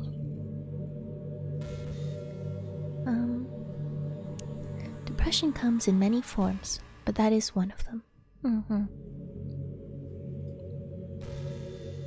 Just, if you think you know someone struggling with depression, you can help just by treating them like they're a good friend. Spend time with them, even if they don't feel spend time with them even if they don't feel like doing much. I don't know why reading that sentence was hard. Maybe because I'm thinking about what to do if you know someone who seems to have depression. It's just a really hard situation. I don't know. And remind them that they always have something to look forward to. Making plans in advance, letting them borrow something, or even just saying, "See you at school tomorrow."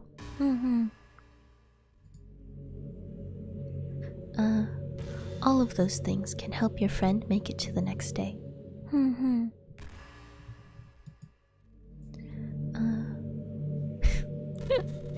Oh, I forgot about this line.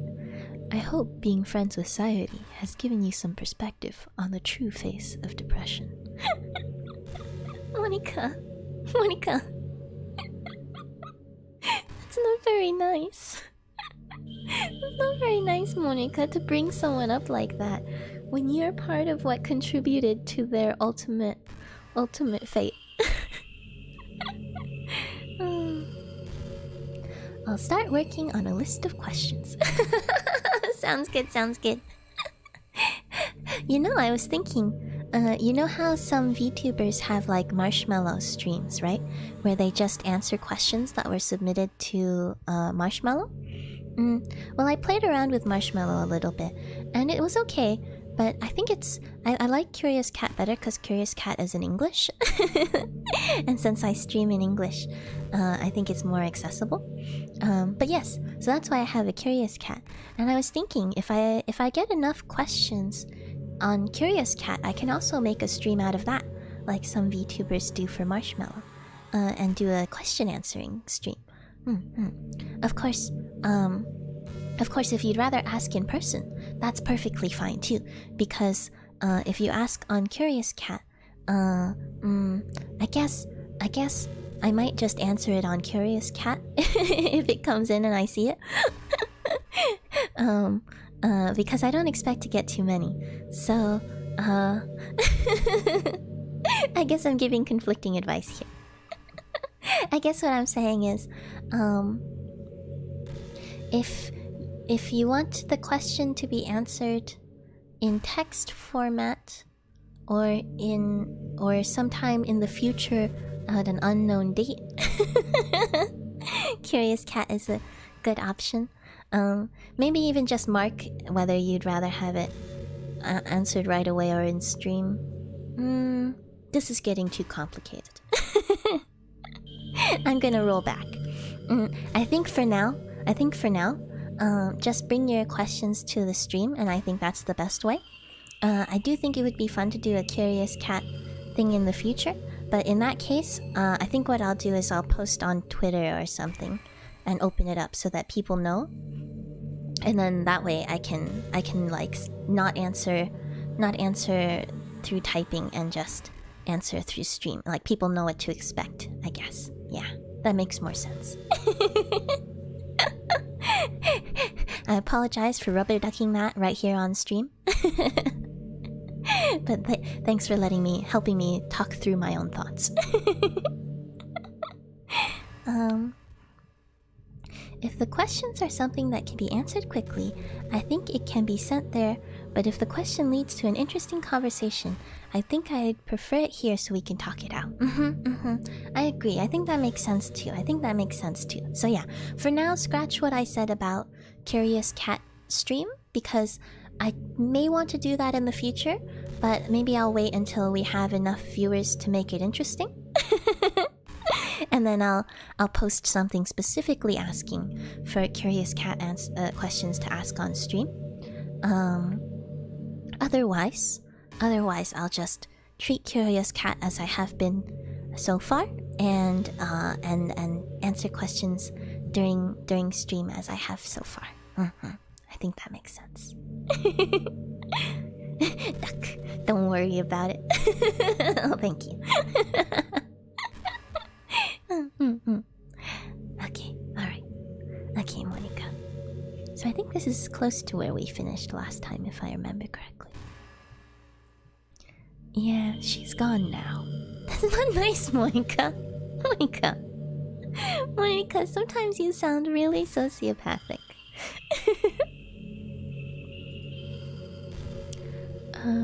But Sayori was never real in the first place. What about you, Monica? You're real. Your friends are real. Cat is real too. And just by being a good person, you can save someone's life. That's interesting. That she's saying Sayori wasn't real, and maybe we couldn't have saved her because she wasn't real. But we're real, and the people around us are real. So we can't treat it like a game, I guess, is maybe what she's trying to say. I was incredibly disappointed to find there wasn't a rubber duck emoji. There's not! That is disappointing. Rubber ducky? No rubber ducky. Oh. They should make one. Should add it to the next emoji standard. Wait, I'm real? I'm real? I never knew. A lot of people in chat finding out for the first time. I think you're real. I think I'm real. Am I real? I think we're real. Probably.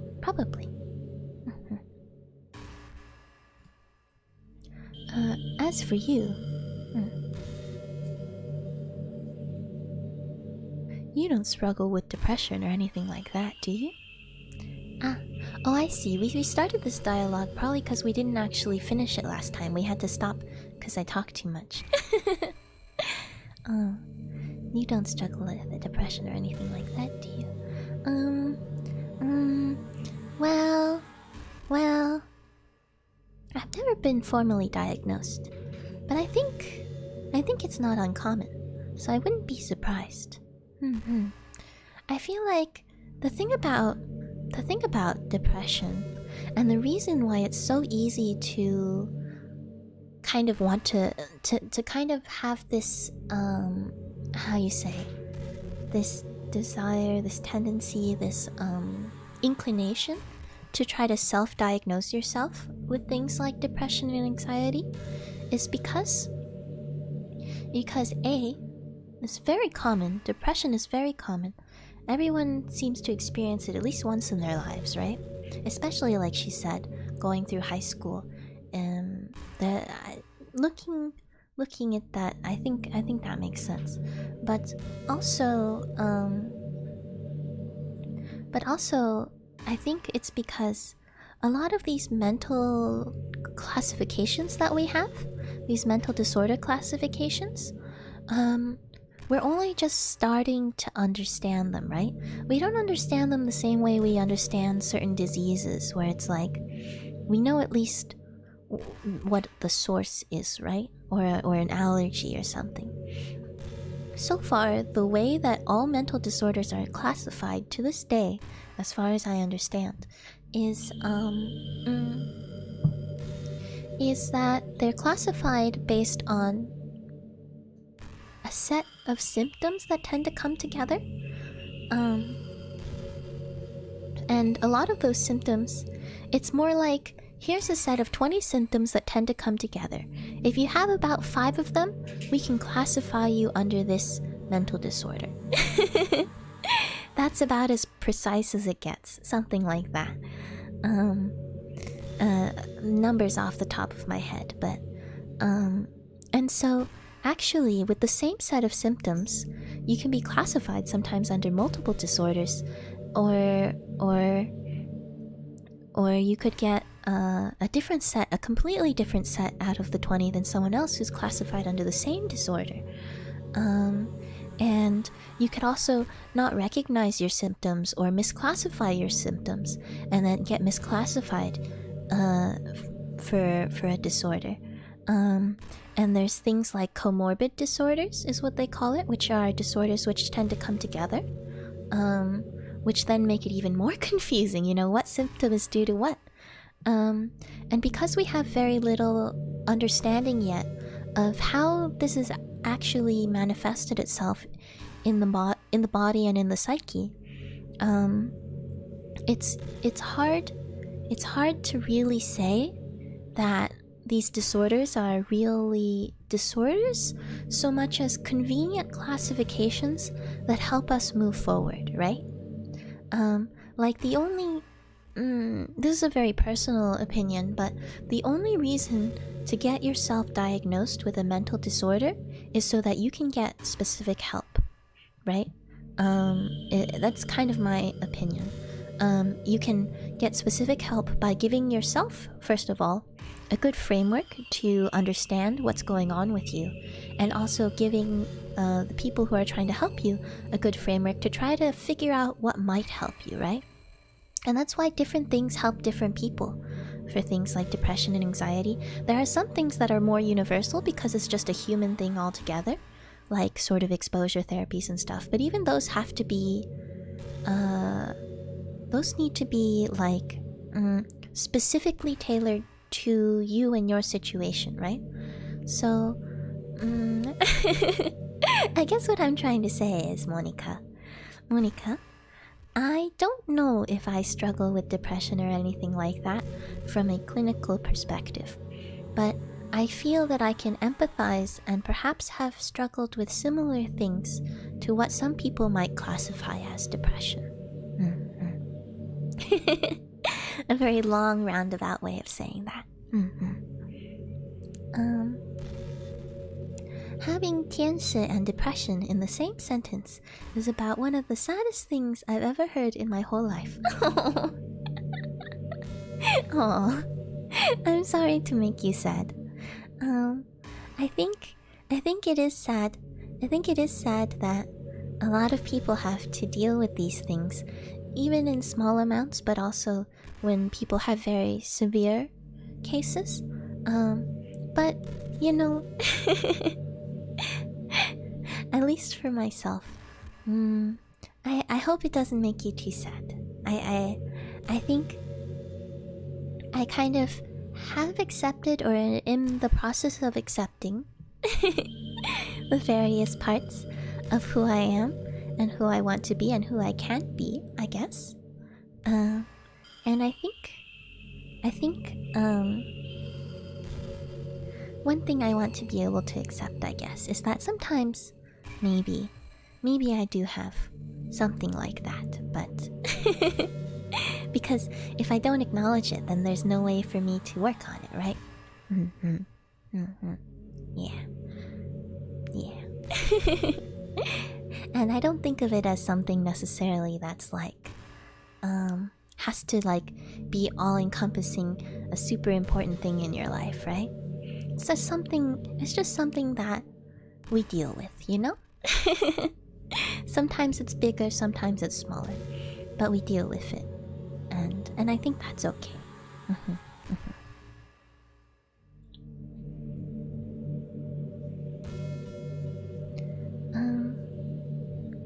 Because you too have people who would want to save your life. Oh, Monica. That is a good reminder, I think. I think that's a really good reminder, is that I think almost I would venture to say universally, even if you don't believe it yourself, there are people who will miss you when you're gone, and also people who would want to have saved you if they could. I think that's true even if you're like someone who's literally never known anyone in your entire life. Like literally you came from nowhere. You had no parents. Literally you were spawned with no parents. Just kind of consciousness brought into this world, right? And you never met anyone your whole life. And anyone, maybe even anyone you met was angry at you or something like that. I still think there are people who would want to save your life, if they knew about you, right? And in reality, I think it's impossible to live a life where nobody knows you exist, even if it sometimes feels like it. So there will always be someone who would be very sad if you were to be gone, if you were to disappear.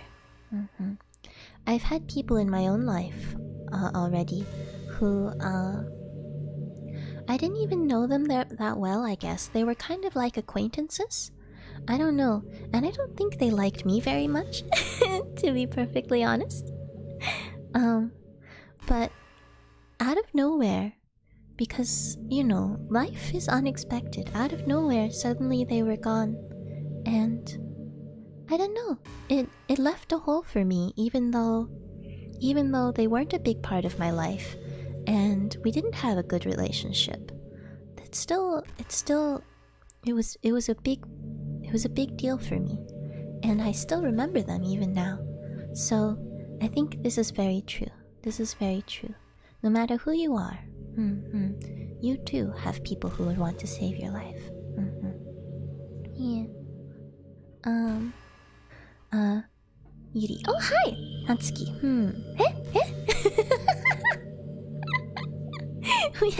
We have some visitors.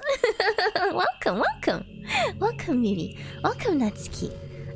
We were missing you. The gang's all here. Let's see. Oh, I think I missed a message. Well, I've been there. I've had depression before, and yeah, the first step is to accept you have it and that you want to work out of it, definitely. And because of the way it works, it can be so hard. It can be so hard to even acknowledge to yourself that you have depression, you know? Like... not to get... I hope this doesn't make you too sad, but I thought I might share... Recently, someone in the VTuber community asked a question in a small group, what do you do to relax? And I thought about it, and I was like, I don't know. I don't know what I do. I don't do anything to relax. I should do something to relax, but I don't know what. And that got me on a whole train of thought that led me back to realizing that it's been kind of a while since I did something just for fun, right? Not because it felt like it would be productive or helpful to someone else in some way, but just for myself, even if no one else notices or cares, but just because I enjoy doing it, you know? I haven't done that for a while, and I started to realize, oh, and here I thought I was getting better, you know? I was like, oh yes, I'm getting more productive. Must mean I'm not depressed anymore, right? But sometimes depression hides in strange ways, and so that reminded me to try to think about what did I used to do that I really enjoyed doing just for myself, you know, that I can still do. And I was like, I don't know, I've been thinking about it recently, and been thinking about I can make time for that, you know? Sometimes I feel like I'm not worthy of making time for that I should only do things if they're productive, which includes relaxing. Relaxing must be productive, and I must come out of it with more energy. But I want to give myself that sort of space, and so being able to recognize that you know, I'm not 100% there yet, is really helpful, actually. Oops, I got a little behind. Except, what about Sayori? Oh, no Sayori right now. Yeah. Oh, Sayori. She was the first to go. First, I learned that I'm apparently real, and now I'm seeing ghosts. What's going on? It's a good question. What's going on? Oof. I drink tea and sit in a hot bath. Hot tea and hot baths. That sounds like a great idea, actually. That sounds like a great idea, because I also really enjoy both of those things. I'm gonna take a sip of tea right now.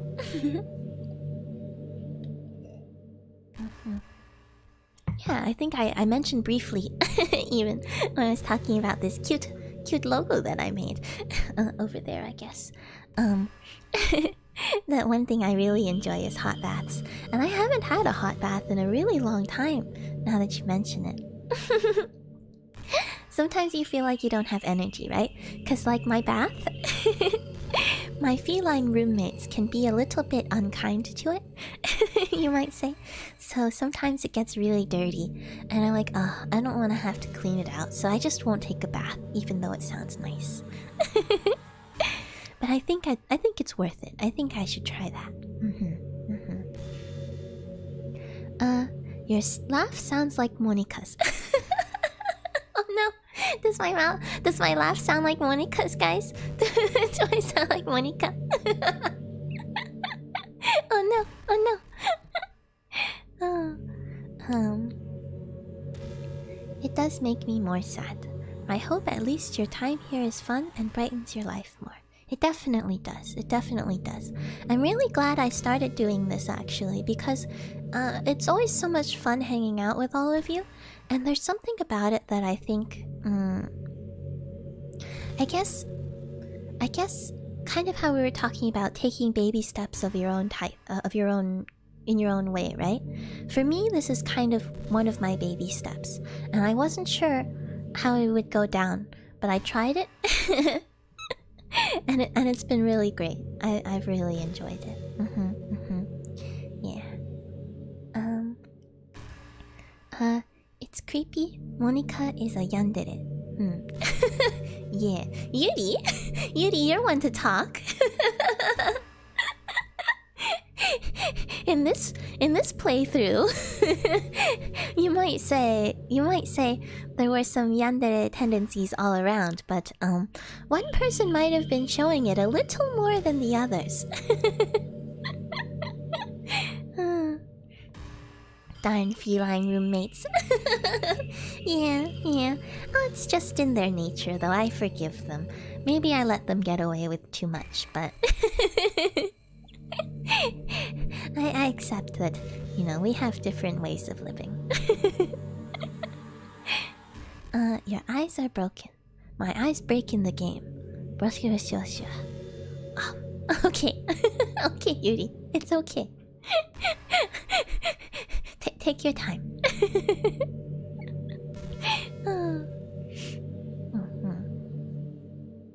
Yeah. Okay. Alright, Monica.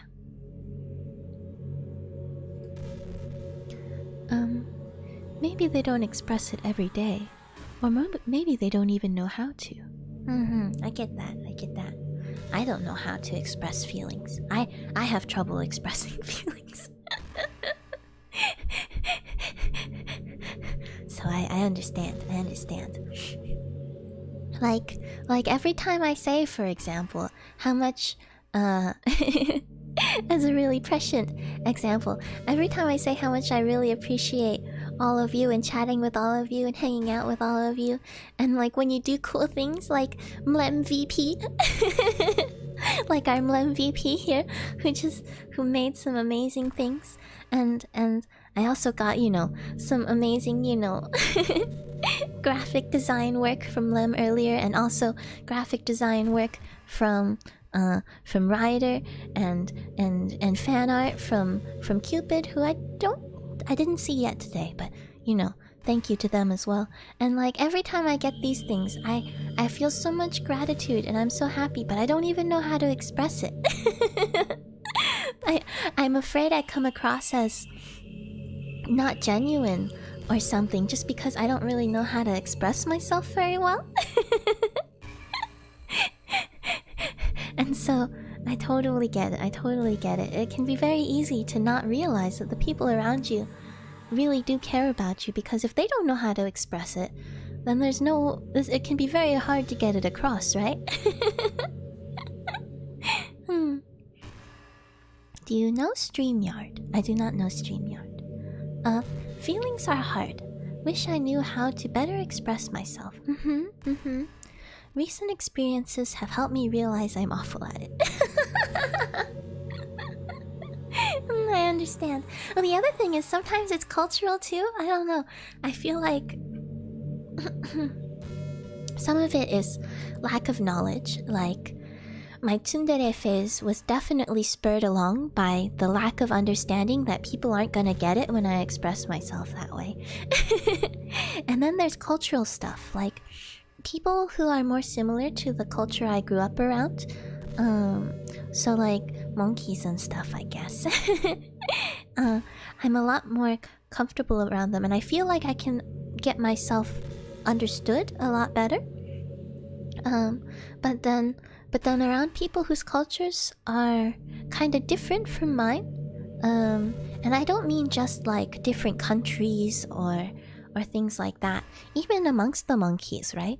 Every family has its own culture, and so from another family, you may not quite have the same ways of signaling or speaking or expressing yourself, and then it gets hard. And I feel like there are some niche cultures that I feel I can better express myself in, whereas more mainstream, more of the regular culture, I don't know as well. Like like a good example is like meme culture, Twitch culture, a lot of like references and stuff I don't quite get. So yeah, sometimes I can't quite express myself the way I mean to. Let's see. Also, very DDLC game. When someone is live there,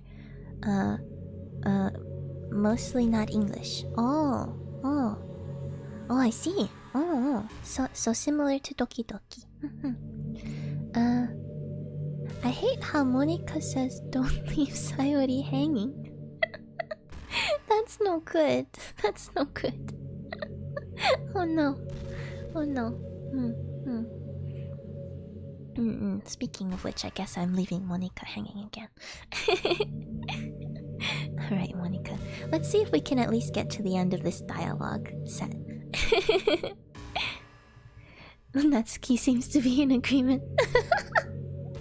I mean, Monica says some kind of insensitive things.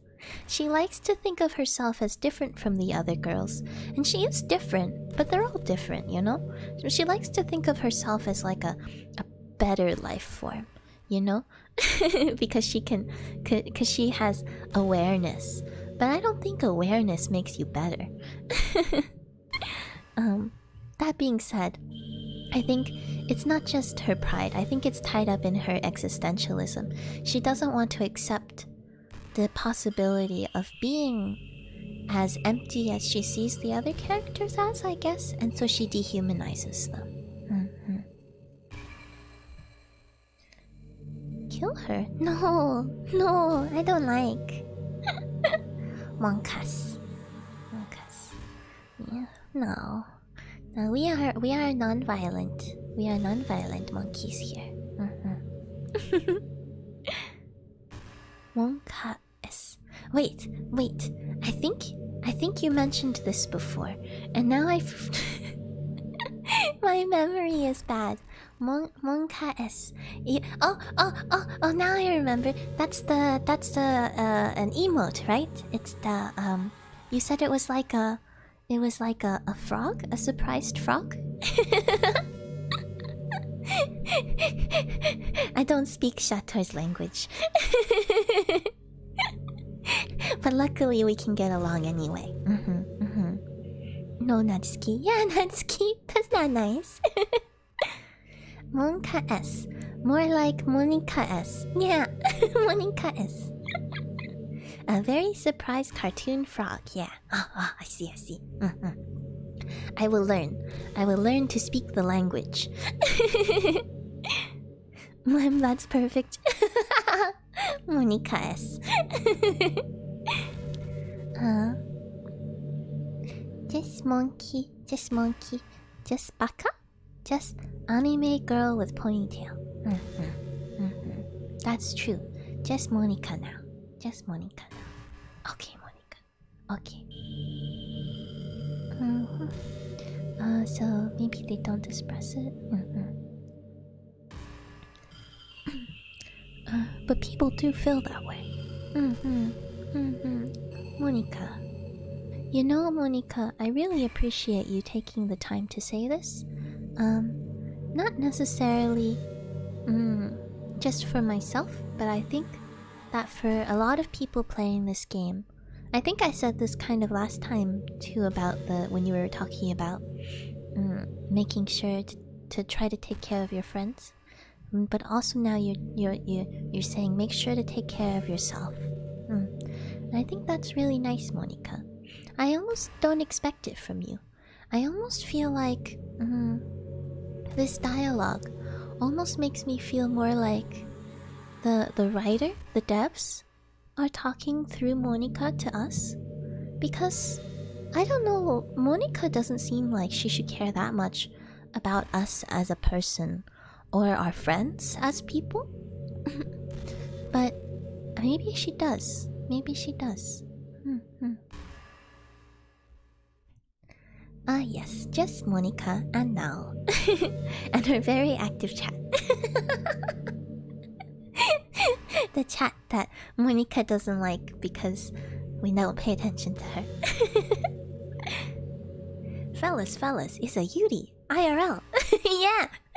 Oh, Geronimo. Did you step out for a moment? We've got a couple of visitors. Yuri and Natsuki have arrived.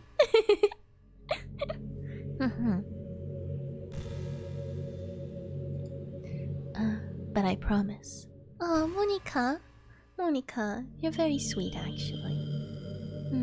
I don't know, I feel like this almost feels to me like a secondary fourth wall break, where the game devs really want you to know. They really want you to know that it's not just a game. Well, this is a game, but there's also real life. And that it's important to think about these things in real life and make sure your friends are safe and make sure you're safe. Is that Sonic? Geronimo, are you Sonic? This can't be the real Natsuki. I don't see no pancakes anywhere. And cupcakes. Cupcakes too. There's a game that inspired DDLC. I haven't played any games that I think inspired DDLC, but I've heard of a few that I think might be related. Maybe we can play through them at some time, so no spoilers. But if you have any titles to recommend, maybe we can play through them at some time. We appreciate all cakes here. All cakes. True. I have cupcakes that are cats. Alright. It's the real Natsuki, everyone. That's the real Natsuki. Oh, with sprinkles. Oh. Yeah. The first cupcakes that we had from Natsuki were cats. I remember that, because they were important. I unfortunately never got to go the full cupcake route, but if we ever get through this run, if we ever do, maybe I can go back and spend some more time with Natsuki. That would be nice. Better have brought enough to share. What about you, Yuri? Where are the knives at? Wait. We should be asking about tea, not knives. I'm still a little afraid of what Yuri will do with her knife collection. The guy who made DDLC worked on Project M, a mod for Smash Bros. Brawl on Nintendo Wii. Oh! Meaning he went from the funny Mario Man to existentialism. Oh, that's interesting. That's one way not to get your work typecast, I guess.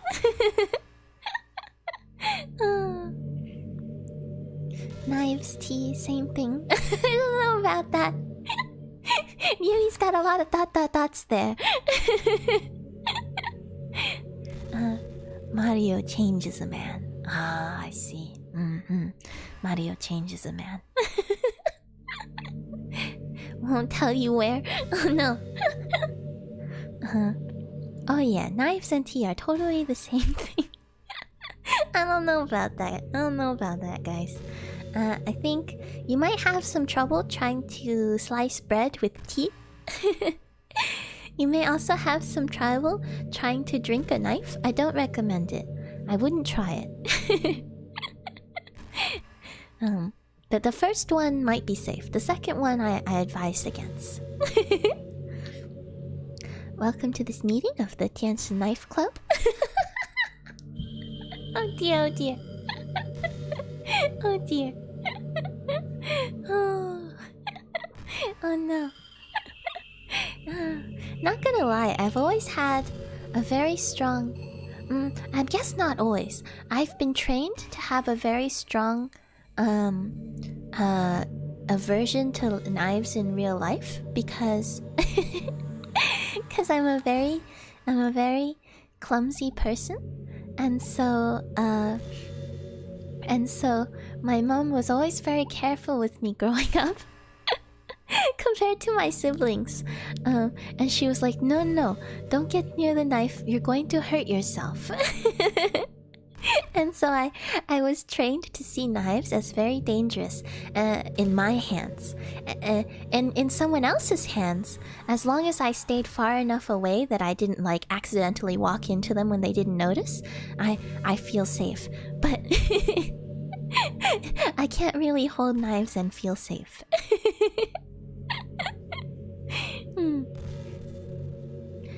I've seen magicians drink knives. I'm sure it's just fine. Oh. Oh. Now that you mention it, I might have seen something like that. I don't know. I feel like that always comes with a warning, right? Do not try this at home.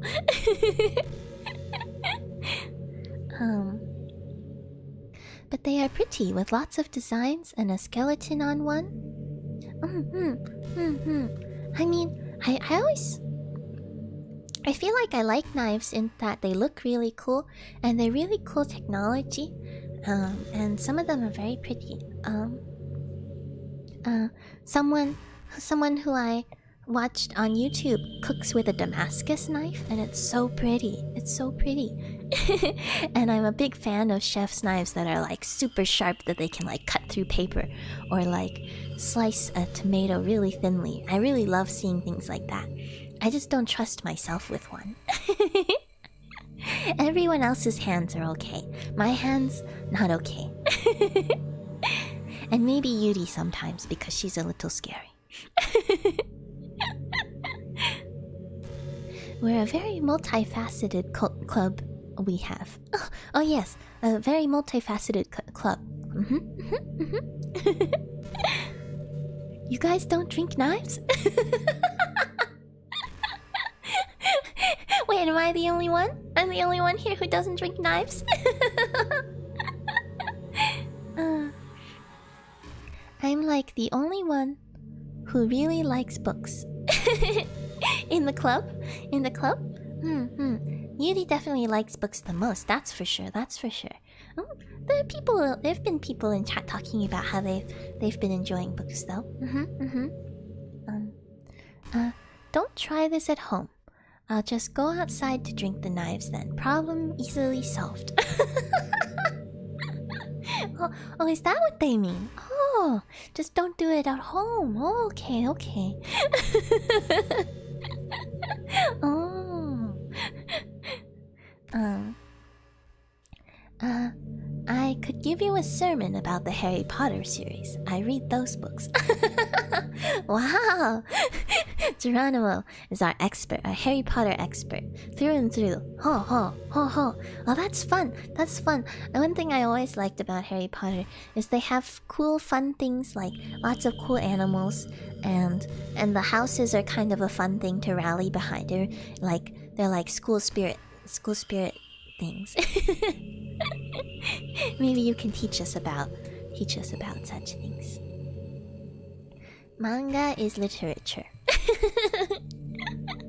Oof. No, it's not. It's not literature. Literature. Literature. Oh. Gryffindor gang. Ah, we got some Gryffindor. Do people here have houses? I never could figure out what house I would be in, so I don't think I have a house. But I always thought it'd be nice to be a part of a house. We got one Gryffindor. Have we got any other Harry Potter houses in the chat? Hufflepuff. We got one Gryffindor, one Hufflepuff. Hufflepuff is nice. Gryffindor gets a lot of media attention because the main characters are all Gryffindor. But so we all understand kind of what Gryffindor means. But Hufflepuff I didn't understand for a little while. But the more I learned about them, the more I'm like, oh, they seem really nice.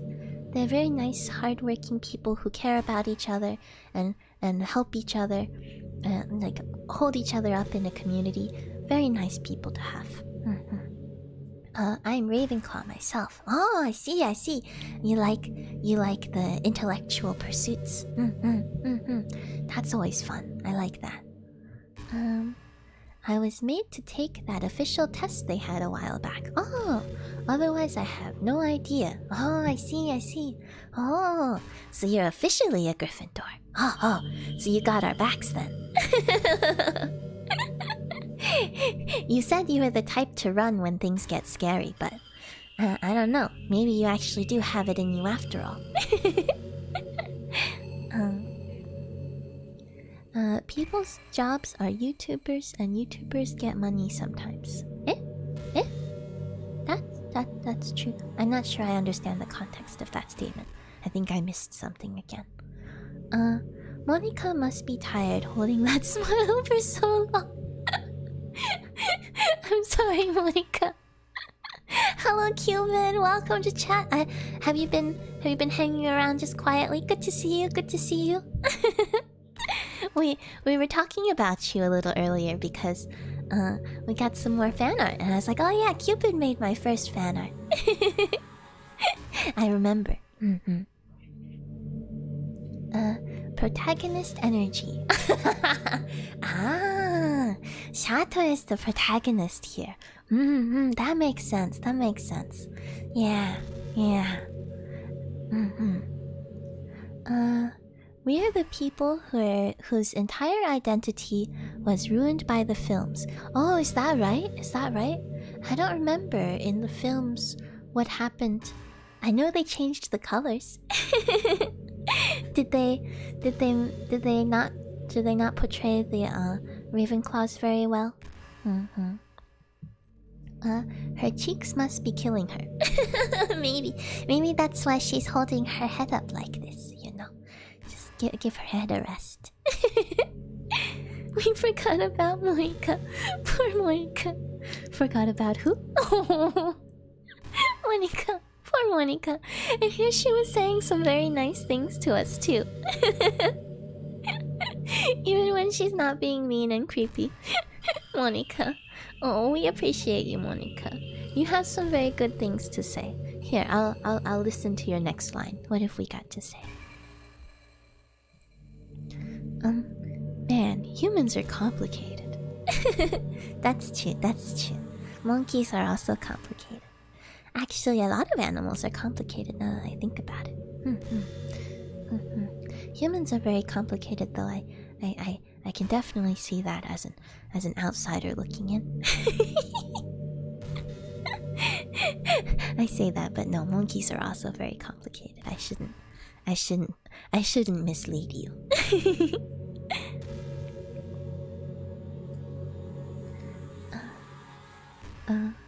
But as long as you're here with me, I'll take care of you, my love. Oh.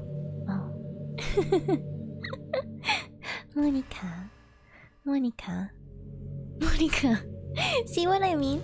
I feel like she goes back and forth between like very serious and pretty caring actually. And then she goes back to being manipulative and a little sociopathic. I think and also a little yandere. Not in the I'm necessarily gonna kill you sense, because I think she knows that she doesn't have that power over us. But sort of in the unhealthy infatuation sense. Humans are too complicated. I wish to be as a capybara. Their defense mechanism is good vibes. Oh, that's a good defense mechanism. I want to develop this defense mechanism. Just good vibes. Capybara, the chillest rodent. They really must be the chillest rodent. I think all other rodents are like strong prey animal vibes. So like Like, I like rats and stuff, but it's tough because they're used to being prey animals, so they have prey animal vibes. And sometimes they're a little skittish. But capybaras, they have all the chill.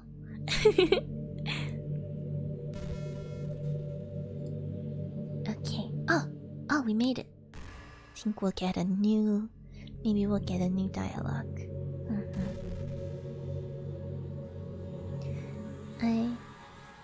I feel like... I wonder if a capybara is soft.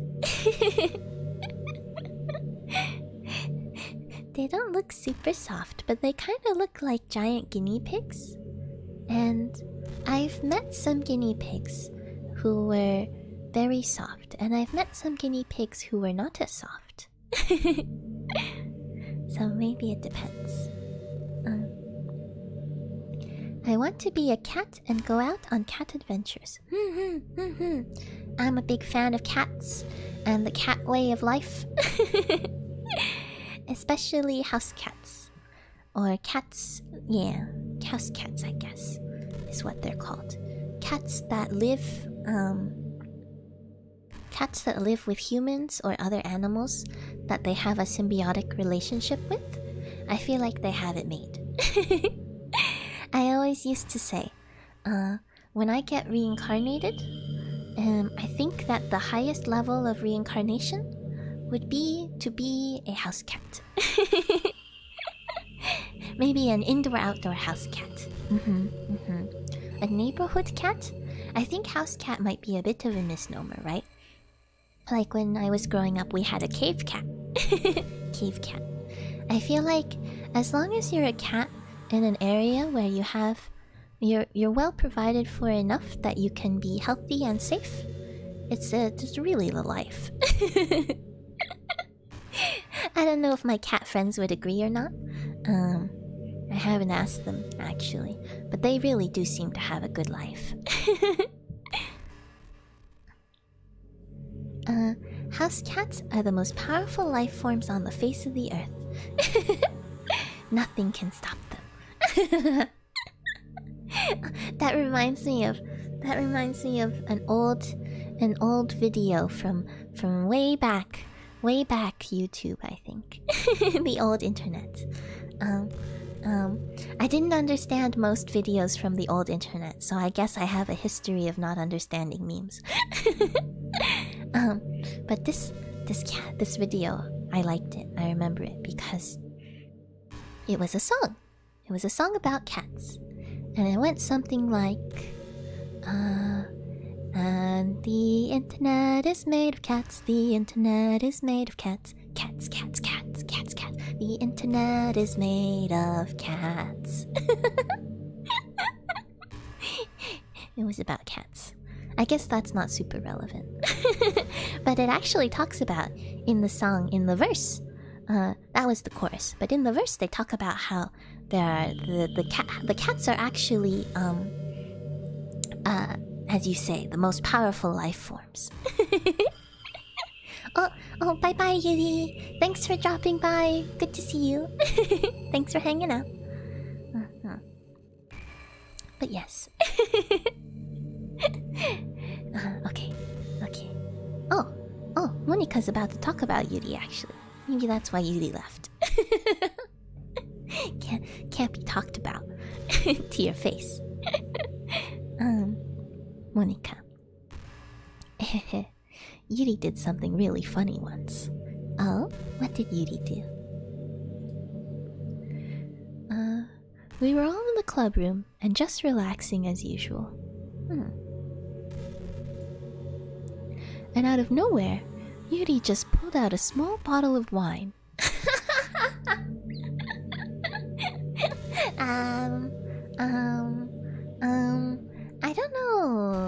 I don't know. I think the drinking age in Japan, if I remember correctly, is at least 18, right? Or maybe it's 20? I remember the age of adulthood in Japan is 20, historically at least. Yeah, this is... Doesn't sound like Yuri. This is a Yuri thing? Yuri did that? I'm not even kidding. Really? Really? She was just like... would anyone like some wine? Hey.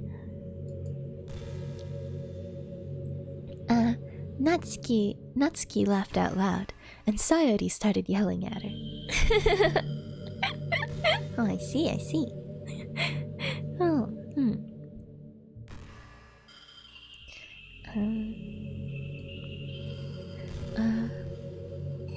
I actually felt kind of bad, because she was at least trying to be nice. What was she doing with the wine, though? Where'd she get it from? I think it just made her feel even more reserved in the club room. Oh, she was trying. Yuri. I guess Yuri doesn't have a lot of experience with other people. May not have realized that that might not be an appropriate thing to do. Does that mean that Yuri actually drinks wine at home, maybe? Maybe she got used to drinking wine and she forgot that it's maybe not something you should bring to school.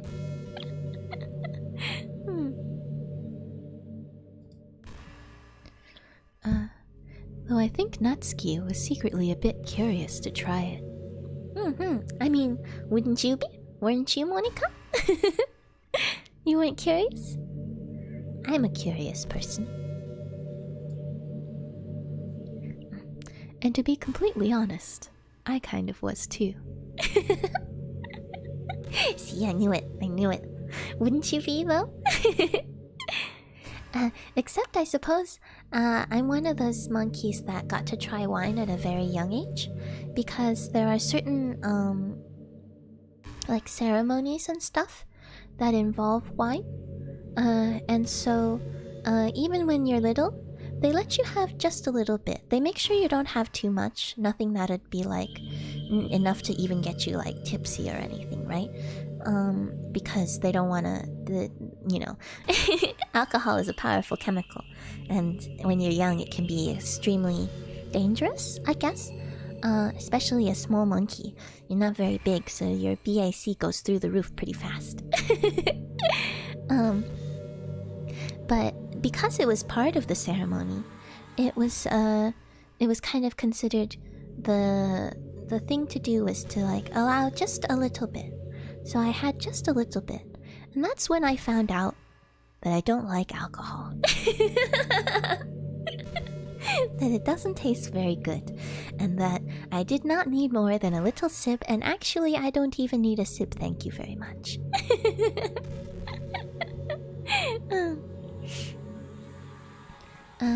I mean, some cultures are very open with wine. Wine especially, right? Not a good idea to bring it to school, but still. Exactly. I get the feeling Yuri just didn't know. It sounds like she just didn't know, and she realized afterwards that maybe it wasn't a good idea. I mean, Yuri does bring knives to school too. So she may not be fully aware of the rules. I think she might need someone to tell her what you can and can't bring to school.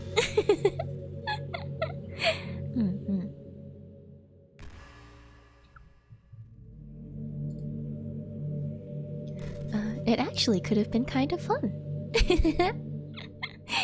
You gotta be careful though, Monica. Especially if you've never had alcohol before. Because if you enjoy the taste of it, you also have the risk of drinking more than you mean to because it's tasty. I've done that with, not alcohol, but like caffeine. Sometimes something is really tasty, but has a ton of caffeine in it, and then you drink it, and then you're like, oh no, what have I done? Matcha can be like that. Or coffee. Coffee I wasn't as into before, but I recently learned that I can kind of enjoy some coffee. But even if I enjoy it, I can't have very much. Not much at all. Coffee is strong. It's like an order of magnitude stronger than tea.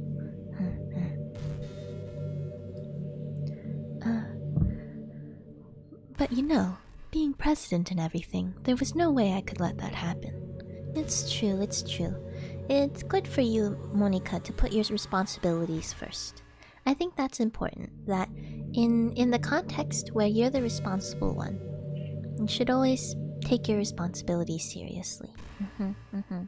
Maybe when, some other time can let your hair down. Where's the club advisor? Why don't we have a teacher? There are no adults. I feel like in this game we clearly need an adult.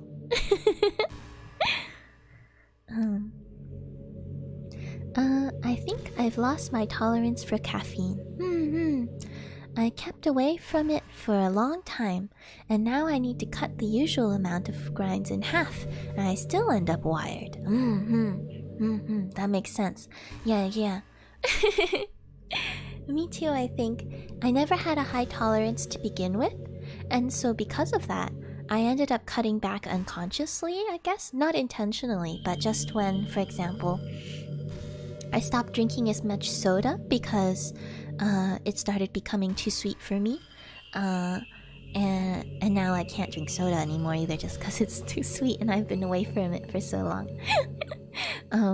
But most sodas at least. But that cutting back on soda cut back on a lot of caffeine in my daily consumption, I think. And then tea doesn't tend to have too much caffeine in it to begin with. And I also went sometimes for a while without caffeinated tea, and I only had things like chamomile and other herbal teas. And so I think my tolerance for caffeine just got worse. But what was I thinking? Oh, I did just read something though that was kind of cool. That apparently the physical effects of caffeine on your body don't actually change, I guess. The building a tolerance to caffeine, I don't know. This was like the National Institute of Health was citing a paper somewhere where they said it's very possible that the physical effects... Oh no, it's not the physical effects. Now I'm remembering. The metabolism. Your metabolism doesn't change. That's what it was. So you don't start metabolizing caffeine faster the more you drink it, or less fast the less you drink it. It's just that your body probably will react to it differently, based on how used to it you are, maybe. I was reading up on it, and it does some interesting things. Fun fact, there's 53 topics. Oh, Monica will want to talk about here. Oh, at least following the official wiki on the game. Oh man. Oh. 53. And we just made it through one? I'm starting to feel concerned. I do kind of want to see what she wants to talk about. But also, it's gonna take a while. I'll think about it. I kinda wanna see what she has to say. We'll see. That's good motivation to try to be a little faster about talking to her, though. Maybe I'll try to be a little better about that. I say as I read chat. Never really liked coffee. Even sweetened coffee tasted too bitter for my taste. I agree. That's my feeling too. The reason I never really liked coffee was because it was too bitter. I could only have it when it was both sweetened and with milk. And by with milk, I mean it was more like milk with coffee than coffee with milk. Like 2/3 milk at least. Okay, that's not fair. Maybe that's not true. 1/3 milk. But it's interesting because I didn't think coffee was one of those things where eventually I'd find one that I liked. I really didn't think so at all until I went to Brazil. And in Brazil, it's very common to have a small coffee. I think like an espresso after your meal. And at first I wasn't so sure, and so I asked for like a lighter coffee, and they gave me a lighter coffee, and I didn't like it at all. It was bitter and not very tasty. But then one of my family members said, "Here, try this one instead, the regular kind." And I tried it, and it was way better. I was shocked because I thought the stronger the coffee, the more bitter it would be for sure, right? But I felt like it wasn't as bitter, or at least the bitterness didn't come out as much, and it had so much more depth of flavor, a depth of flavor that I'd never had in coffee before. I guess maybe because I grew up in a place with a lot of tea, so they never really focused on coffee. And so I started to realize, wait, I might be able to like coffee. I'd never thought so before.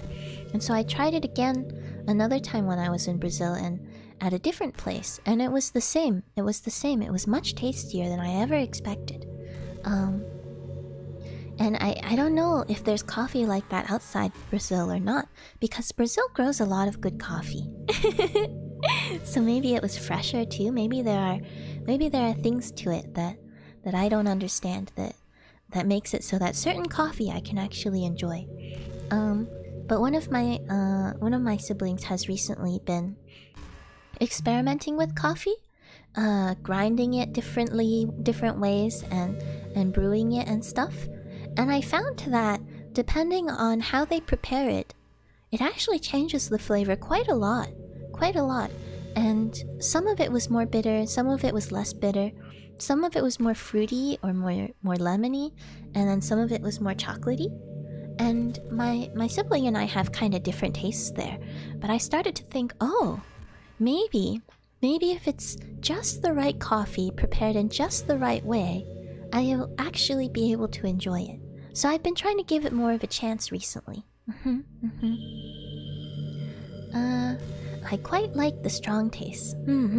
Bitter, spicy, and sour are all my favorites. And I've never been the hugest fan of bitter, though I like some of it, like just a little bit, to add depth. But spicy and sour, I'm big fans. I actually have a pretty high spicy tolerance. Maybe I get that from Monkey King, because he's impervious to fire. And sour too. I have a very high sour tolerance, which is nice because I like spicy and sour things, so I can have very spicy, very sour things. Like, there was a lemon tree that grew near my cave growing up, and so I could get fresh lemons all the time. And they're totally different from, like, grocery store lemons, I guess. Fresh lemons I recommend. They're so good, and I would just eat them like any other citrus fruit, like an orange. But they were still too sour for a lot of people I know. But me and one or two of my siblings had high sour tolerance, and so we would eat them that way, and they were so good. You can either proceed with the game and read or watch what she says afterwards, or just stick to it. That's true. I think she has very interesting things to say, like I said, and I fell for her at this stage. So I think it's worth hearing her out. This is hacker gang propaganda. Doesn't deny. Sounds about right. Do you think you went through all 54 of the dialogues too? It was probably a little faster for you because you didn't have chat distracting you. The making of coffee is quite interesting. It's almost a form of meditation, at least for me. Oh, that's nice. I'm snapped out of it immediately after I turn on my bean grinder, though. Oh, interesting. Is that right? Oh, interesting. I think that's cool. So you're a coffee expert, Chateau? Do you make coffee every day? That seems nice. Fresh coffee, I guess, makes a real difference. Just like fresh tea, I guess, makes a real difference. But most people these days don't grind their own matcha. But it's cool that you can grind your own coffee. Exactly, yeah. It was faster for me because I didn't have any Episode 7! Episode 7 of Strange Body Facts. I guess it's time. Oh. Not an expert, but I do have my own pour-over setup. It's great. Oh, that's cool. That's cool. Pour-over looks really cool. It does look very meditative. Nani? Episode 7? I wasn't expecting it. Yeah, I wasn't expecting it. Oh. Then I'm doing my job well. I guess so. Alright. Episode 7. Are you ready?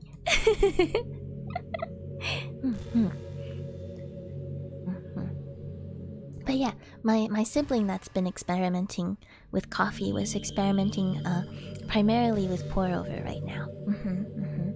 Which is pretty cool. It's very interesting. When I look at coffee, I start to realize, so pour-over is kind of its own thing, but if you do like French press, you're basically making tea out of the coffee grinds, right? Coffee is like specialty tea. Though I guess coffee people might not like me saying that. Let's see. For this, it's best to stand, so I'm not sure if Nal can manage or not. Hopefully yes. Oh, okay. Let me see. I might be able to do it. Let me see. If I just...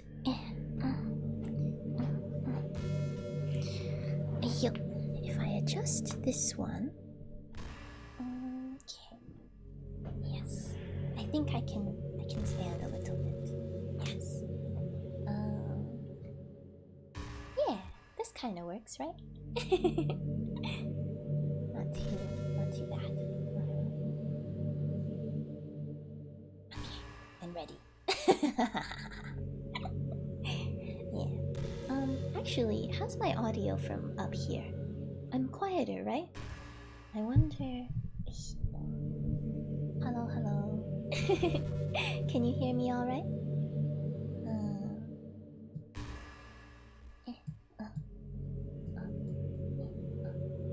I see my mic is pretty low. It's not as loud as before. Let's see. Standing monkey is very powerful and very quiet. Yeah, that's the main problem. I'll try to speak a little louder while I'm standing. Let's see. Let me adjust a little. Okay. Personally, I learned to prefer cold brew. Oh, it's also somewhat like tea making.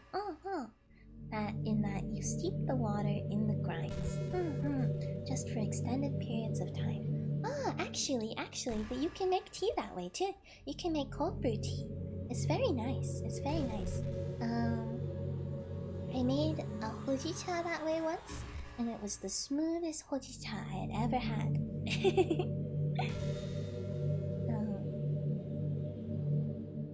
You can just do the thing when I finish the sentence. I need to find a good way to tell you what you should do. Okay. I will sit back down for now. I was very excited, so I was very excited. I was ready. I'm ready. Whenever you're ready, I'm ready. Even though we didn't expect it. Okay. Maybe I'll continue talking to Monica for now then, while you find the words to tell us this very strange thing that you're going to have us do. It must be quite strange. Alright. Maybe if we all met up outside of school, but we never bonded enough to get to that point. Yeah, that's what I was saying. When you're off the clock, right, Monica? When you're off the clock, you don't have to be the responsible one. But, you know, still be responsible about it, okay? I understand this too, though. Hmm. Oh, oh. Oh, yeah, we're getting instructions here. You put your shoulder to a wall and try to raise your arms into a T pose. You can check what a T pose is if you don't know. So raise only the arm that is next to the wall. So by shoulder, you mean like our backs? Do you put our backs to the wall? You need to keep adding pressure against the wall for about 1 minute. After this 1 minute, step away from the wall and relax your arm down on your waist. Oh. You put yourself sideways to the wall. Oh, okay. So, put your shoulder on the wall, raise your arms into a T pose. Raise only the arm that is next to the wall. Keep adding pressure for about 1 minute. Then step away from the wall. Relax your arm down on your waist. Not your back, not your front. Side to side with the wall, and try to raise your arm against the wall. Apply pressure constantly for 1 minute. Pretend you're trying to. I see. Pretend you're trying. So press your arm into the wall as if you're trying to raise it up. Oh. Okay. Well, in that case, I might actually have to step away from the computer for this one. I don't have a very convenient wall right here, but I will try it. You'll just have to excuse me for a moment. Yes, if done right. Oh, if done right. Okay. Alright. Once you're done, just relax your arm down on your waist and watch the magic happen. Hey. This seems suspicious. I feel suspicious. What is this? What is this mystery? Mystery magic. Okay. Alright. Okay. Well, in that case, I might have to step away briefly for this one. If y'all don't mind. Because I kinda wanna try it.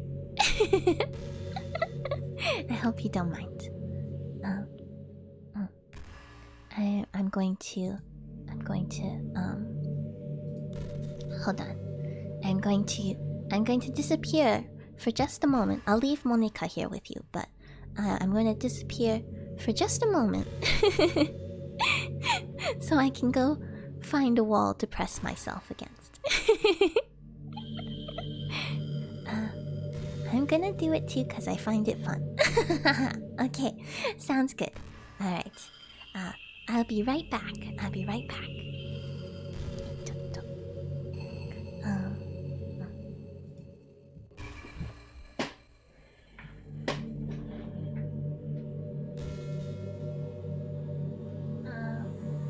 y'all hear me from here? I'm a little farther away, but I think I'm doing it right. I hope I'm doing it right. So you stand up, and then you put your shoulder to the wall, and then try to raise your arm outward. We can hear you. Okay, great. I can see the screen from here, but I can't be on screen, unfortunately. Okay, my arm is getting tired. I need to improve my circulation. I think I might be doing it. Am I doing it wrong? I should be standing straight, huh? Okay. Alright. The only thing touching the wall should be the back side of your hand. Oh, not to your shoulder. Oh, okay. Okay. Let's stand up more straight then. I was kind of leaning on the wall. Okay. So, push my hand into the wall. Okay. How long is a minute though? Maybe I'll count to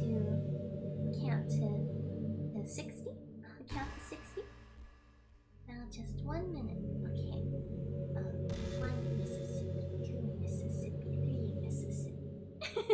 Doesn't have to be exact. Okay. I'll just count all the way to 60. I was like 3, 4, 5, 6, 7, 8, 9, 10, 11, 12, 13, 14, 15, 16, 17, 18, 19, 20, 21, 22, 23, 24. I'm speeding up. 25, 26, 27, 28, 29, 30, 31, 32, 33, 34, 35, 36, 37, 38, 39, 40, 41, 42, 43, 44, 45, 46, 47, 48, 49, 50, 51, 52, 53, 54, 55, 56, 57, 58, 59, 60. Okay, and then step away from the wall. You say step away from the wall. Oh, my hand is tingling. Okay, I'm going to try stepping away from the wall and putting my hand down. Oh, oh, oh, oh, oh, oh, oh. Ah, wow.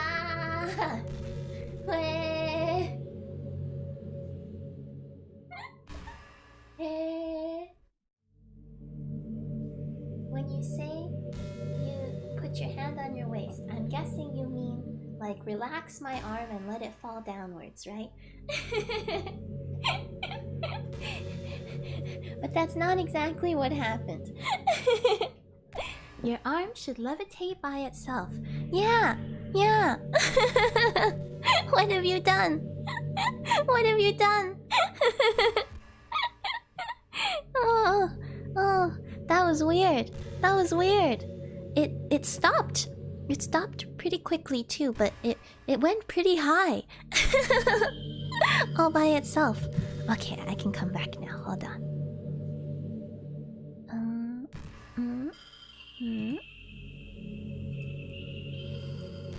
I am back. Hello. What have you done? I thought you broke me for a second there.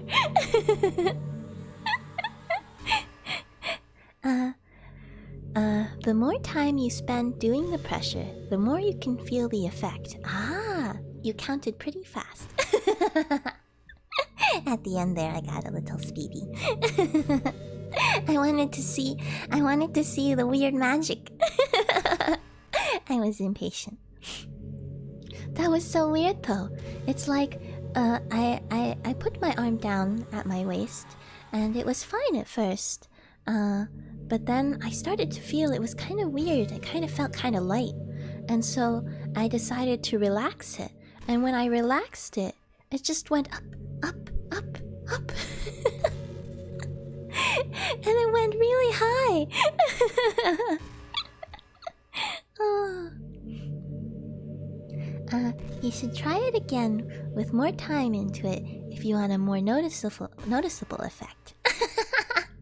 But what if it stays that way? I would say this was a pretty noticeable effect. I was like almost like 45 degrees, maybe more than 45 degrees.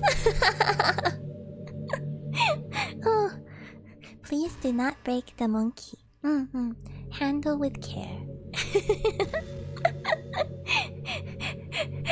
I'm glad it worked just as planned. That's devious.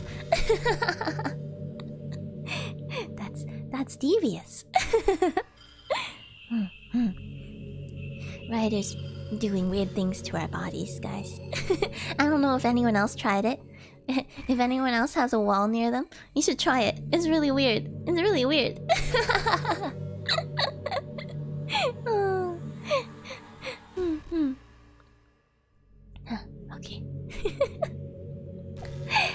believe I am now back in control of my limbs. I think they're back. Yeah. It's okay now.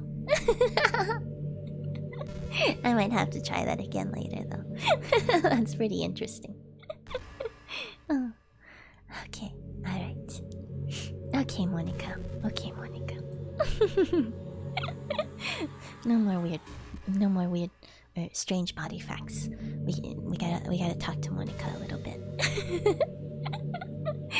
Monica, have you tried this? It's so weird.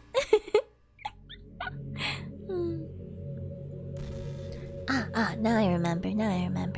Monica was talking about never getting that close to her clubmates. I would say again, this might be a little sad. So I warn about that. But I think it's nice to be able to talk about sad things, even if they are sad. But I definitely understand. I definitely understand this feeling, where you have this group, and you all know each other in a certain context, like in school or something, right? And you're all friends in school, but you never quite get close enough to be just friends, right? Friends on your own time, or friends where you like call each other or something like that. I feel like this happens to me a lot. And it's hard. How do you bridge that gap between being friends in your group and being just friends, right? I never really could figure it out. When it happened to me, it just happened by chance. Unfortunately, I have bad news. Oh no! Next episode is last episode. Oh no. Don't know if you knew this, but body facts do end. Oh, I see. Body facts do end. I've run out of material.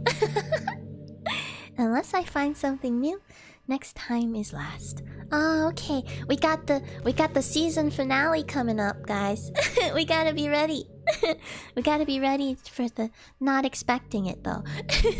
For the season finale. I think it's a good run. Ichiko Ichie. I don't know if I used that correctly here, but I think yeah. I enjoy it. It's a very strange line between being groupmates and being friends. Yeah, right? I think it's different for everyone. Yeah. Body Facts Season 1 is ending soon. Yeah. We got our season finale coming up. Better make it an explosive conclusion. I don't know. I don't really want explosive body facts. That doesn't sound good. Gulp. It's a little scary. Explosive body facts.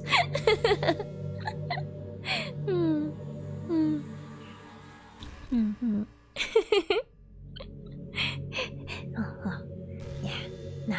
Now that I think no pressure. We're just excited that this strange body facts season has been a good thing. I think it's been a good thing, and it's been great. And it's a bittersweet that it has to come to an end. But all things must. And we will remember fondly. Maybe we can have reruns. Every once in a while, you remind us that our bodies are strange.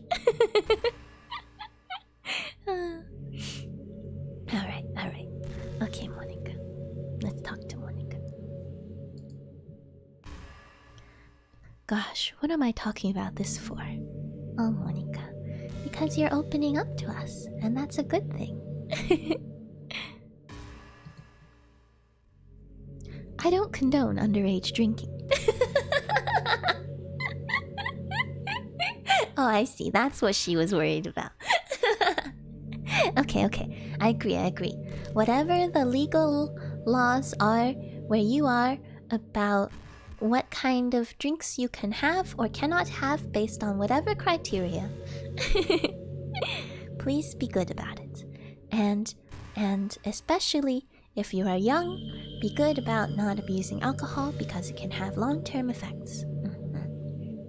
Even if you're older. Don't abuse alcohol. Monica, paragon of moral virtue. It's true, it's true.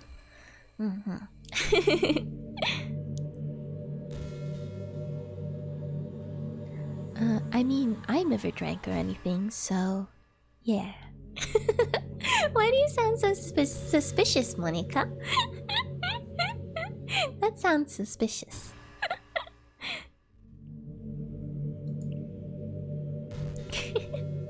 Okay. So that's what? That's either 2 or 3 that we've gone through of the dialogues? I don't know. I'm bad with numbers. Has anyone been keeping track? Monica is sus. I'm guessing, I've seen this slang around a lot recently, and I'm trying to decide, is it sus or is it sus? I think it's sus, because suspicious, but sus is how I read it in my head.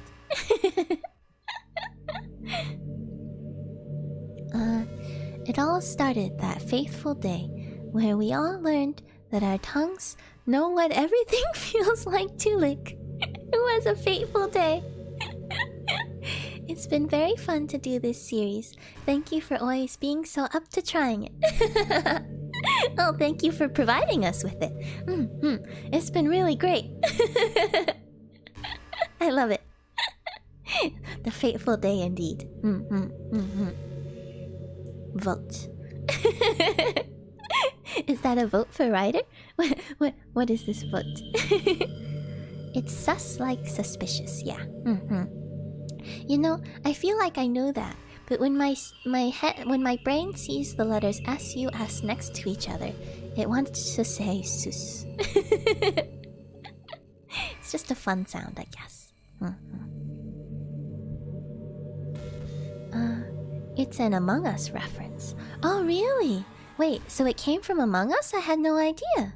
Oh, 天使. Say... Oh, this one's controversial. This one's controversial.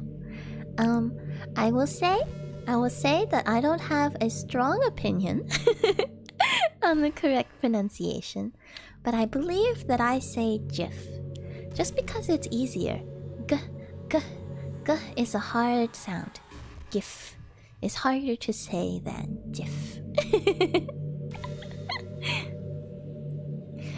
The Tea Club is make or break here now. Oh no! Oh no! The Tea Club is gonna split into factions and devolve into infighting. No, we do not condone violence in this Tea Club. But yeah, I say GIF, which is like there's like an American peanut butter spread brand, right? GIF. No, I don't know if they spell it that way. Maybe they do spell it with a J. But I did hear someone say once that the argument for GIF is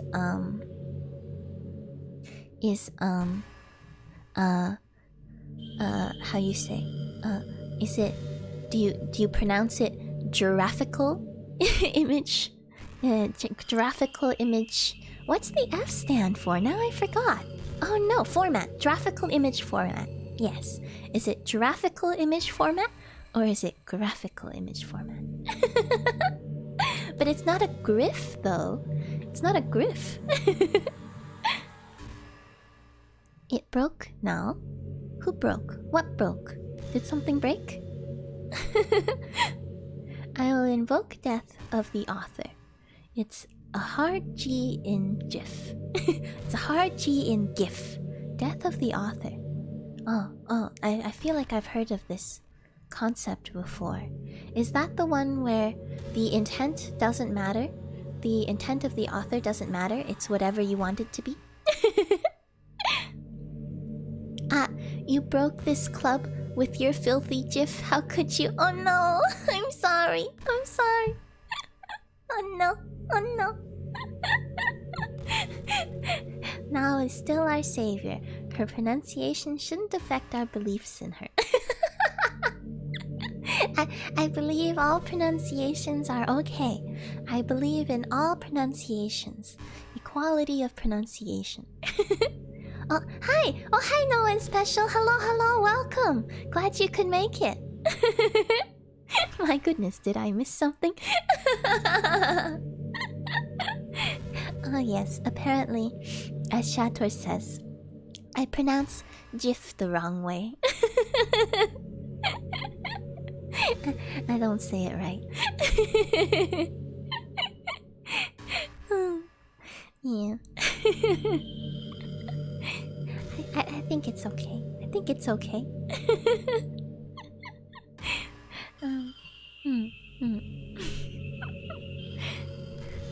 Yes, yes. Okay, okay. Oh yes, and we are still to get you caught up.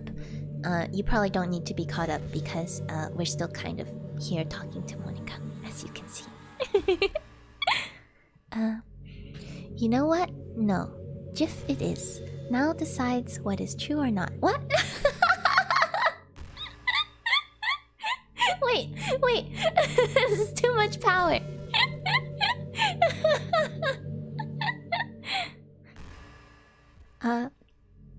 Wait, no. Nao is the leader of the tea club. I think she could just toss us out and find new members in a jiffy. Oh no. I wouldn't toss you out. No. No. But also jiffy, I guess. Jiff, jiff, jiff. All hail Jiff. I don't know about this. I don't know about this, guys.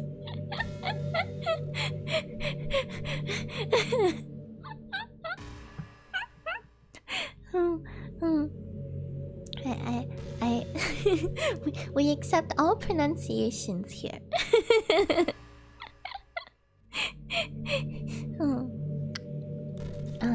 Thank you now for showing me the beauty of the GIF. I will never doubt you again. Hold on, hold on.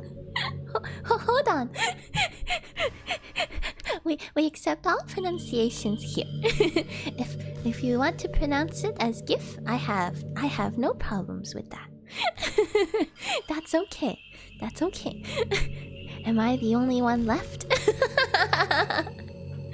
Shator hanging on to your beliefs. Is it actually that popular? The hard G sound in GIF? In GIF? Do most people say it that way? I thought GIF wasn't that uncommon. Are you a filthy GIF user, Shator? No. We accept all people here. We accept we accept all pronunciations of the word GIF/GIF. I prefer WebM. Eh? WebM.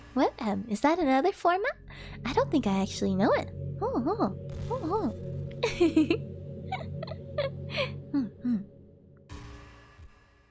Yes, well, it's all accepted here. All pronunciations, all image formats.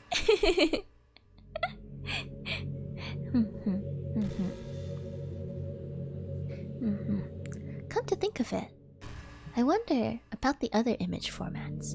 Sometimes I say PNG, but sometimes I say ping, and then sometimes I say JPG, and sometimes I say JPEG. So I guess I say a lot of things. Let's see. Now that's just taking it too far. It is another format, but just GIFs It's just GIFs but better. They have audio. What? That's not even image format anymore. That's a video. Oh, like MP4, kind of, but smaller maybe. Oh, that's interesting. That's interesting. You're lucky now. It says it's all appreciated here. The schism has been created. Oh no! Oh no! Let's reunite, everyone. Let's reunite. It's okay. It's okay.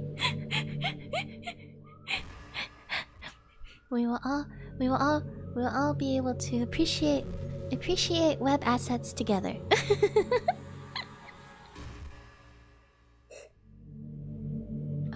I think all web assets may not be created equal, but they all can be appreciated.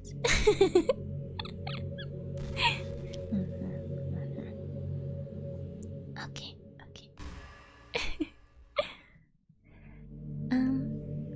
We must all reunite under the name of Monkey. Yeah, under the name of Monkey. we may not pronounce the image formats the same way, and we may not even use the same image formats, but we can all agree Monkey. Niels, hold on. We're a club here. We're just a club. No need for kneeling. Unless you're planning to just, sit on the floor. Sometimes we can drink tea on the floor. That's okay.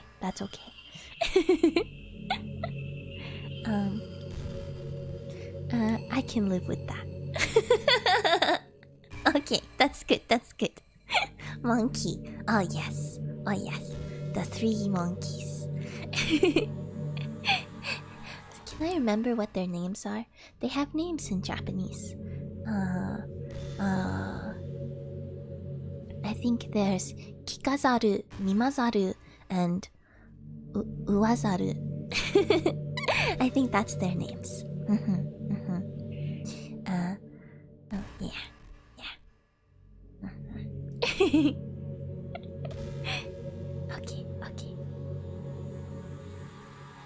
Okay. And now Monkey must talk to Monica. Poor Monica.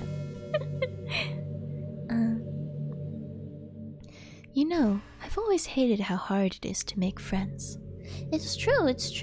I feel like when I was a small monkey, it was very easy to make friends. Anyone who you talked to, basically, was immediately your friend, and then you would go play together. That was when times were easy. But I feel like the older and older you get, somehow, and I don't know if it ever changes, but I feel like the older and older you get, the harder it is to make friends. Maybe you hit a certain point, and then after that it gets easy to make friends again, but I have not hit that point. It only gets harder. But that's not to say that it's not worth it, I guess. I just need to figure out how to do it. I think when I was a little monkey, I took it for granted that just anyone will be your friend and you will be good friends. And then over time, I realized I didn't know how to bridge that gap we were talking about from the people you hang out with in context and the people who are your actual close friends. I was lucky enough to have a lot of siblings, so I think that might have also been why I didn't recognize when it started getting harder to make friends, because I always had siblings at home that I could play with.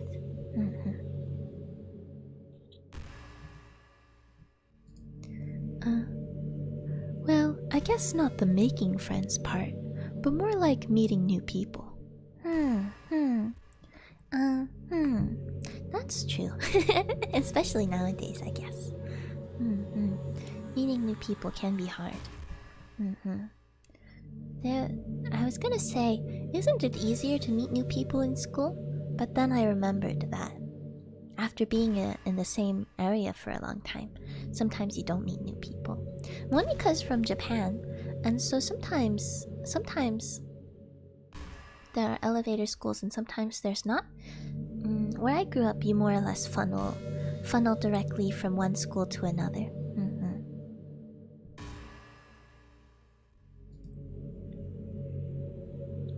I mean, there are like dating apps and stuff, right? I guess that's true. Wait, Monica, I think dating apps have an age restriction. Are you old enough to be on dating apps, Monica? And is this the type of meeting people that we were talking about? Why are you thinking about this kind of thing, Monica? You shouldn't need dating apps.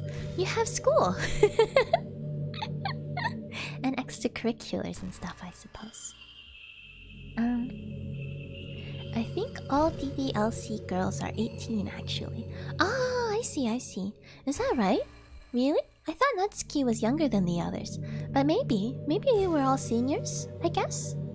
We're all seniors? Maybe. Doesn't bode well for the longevity of the club, though. Mon doesn't need dating apps because she already has my heart. That's true. You already won, Monica. It's okay.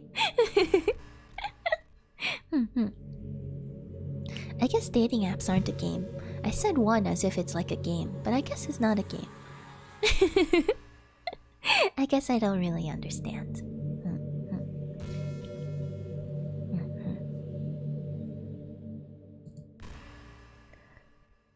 But that's not the kind of thing I'm talking about. Then what are you talking about, Monica? If you think about it, most of the friends you make are people you just met by chance. I've actually been thinking about this a lot recently. But maybe I'll let Monica finish her thought before I go into mine. Like you had a class together, or you met them through another friend. Or maybe they were just wearing a shirt with your favorite band on it, and you decided to talk to them. I've never done that. I don't have a favorite band though, I guess. But I might have talked to people because they had cool shirts before, depending on the context. Things like that. But isn't that kind of inefficient? Monica, you're getting caught up in this idea of efficiency. I guess I'll say my thought now. Because it sounds like she's gonna go into something real deep. And so I wanna give her her chance to speak after I finish this thought. But I've been thinking a lot recently about how these days we seem to have... Oh, it's because I read this really interesting book. It was actually a book about dating, which I guess is why it matches this context. But it's kind of like...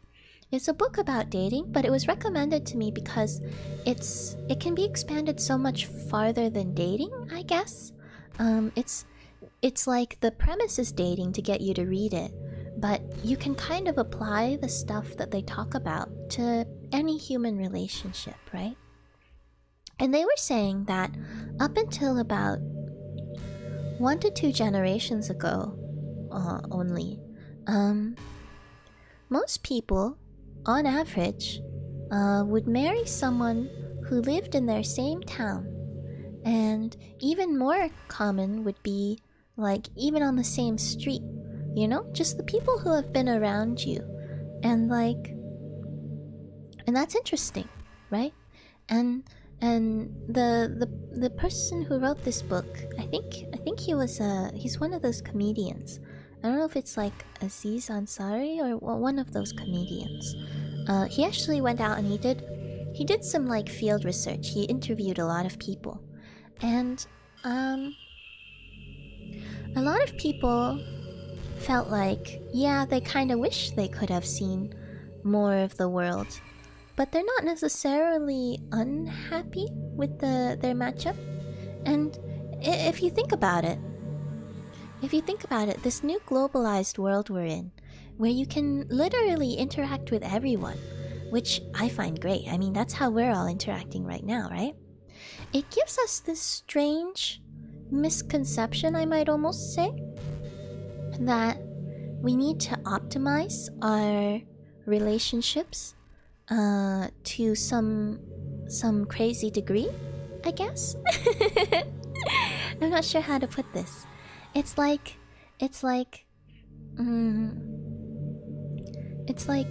people can be perfectly happy and form really close, good relationships with people who they've just met by chance, right? And even nowadays, with the whole world open to us, the whole internet and everything, and travel, so you can meet people from all over the world, the people you end up meeting are still by chance, right? It's this illusion that we can somehow look at every person in the world and sort of filter our way into the best people to be our best possible friends, right? and I don't know if that's even true. I think as social creatures,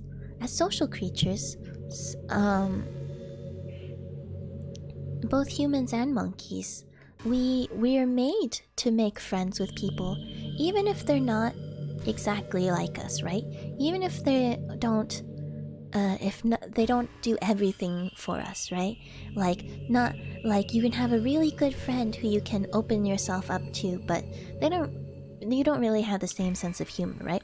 Or you can have a friend where you have the same sense of humor and they make you laugh like crazy, but you're not super comfortable talking to them about certain topics, right?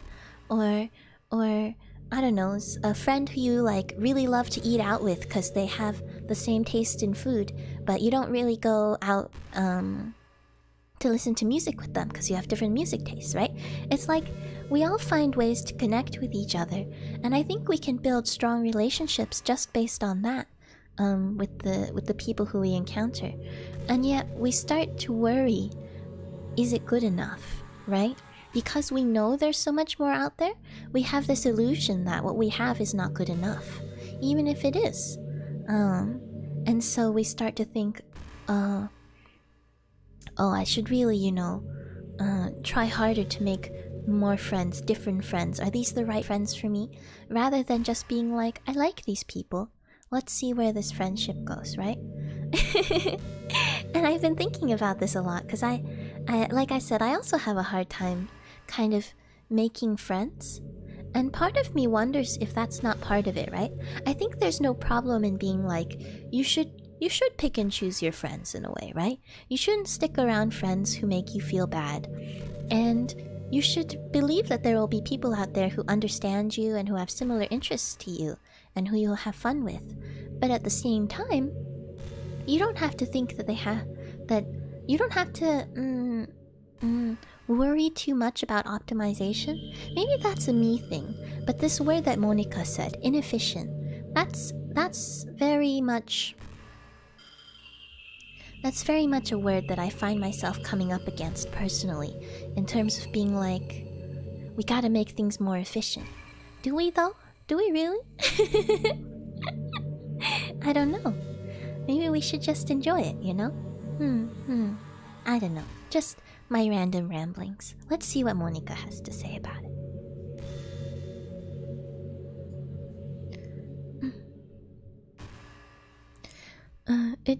It feels like you're just picking at complete random, and if you get lucky, you make a new friend.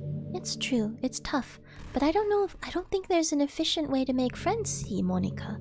Because you can't get close to someone. Like, it's very rare to get close to someone just immediately, right? I think, probably. And comparing that to the hundreds of strangers we walk by every single day? Yeah, exactly. You start to think,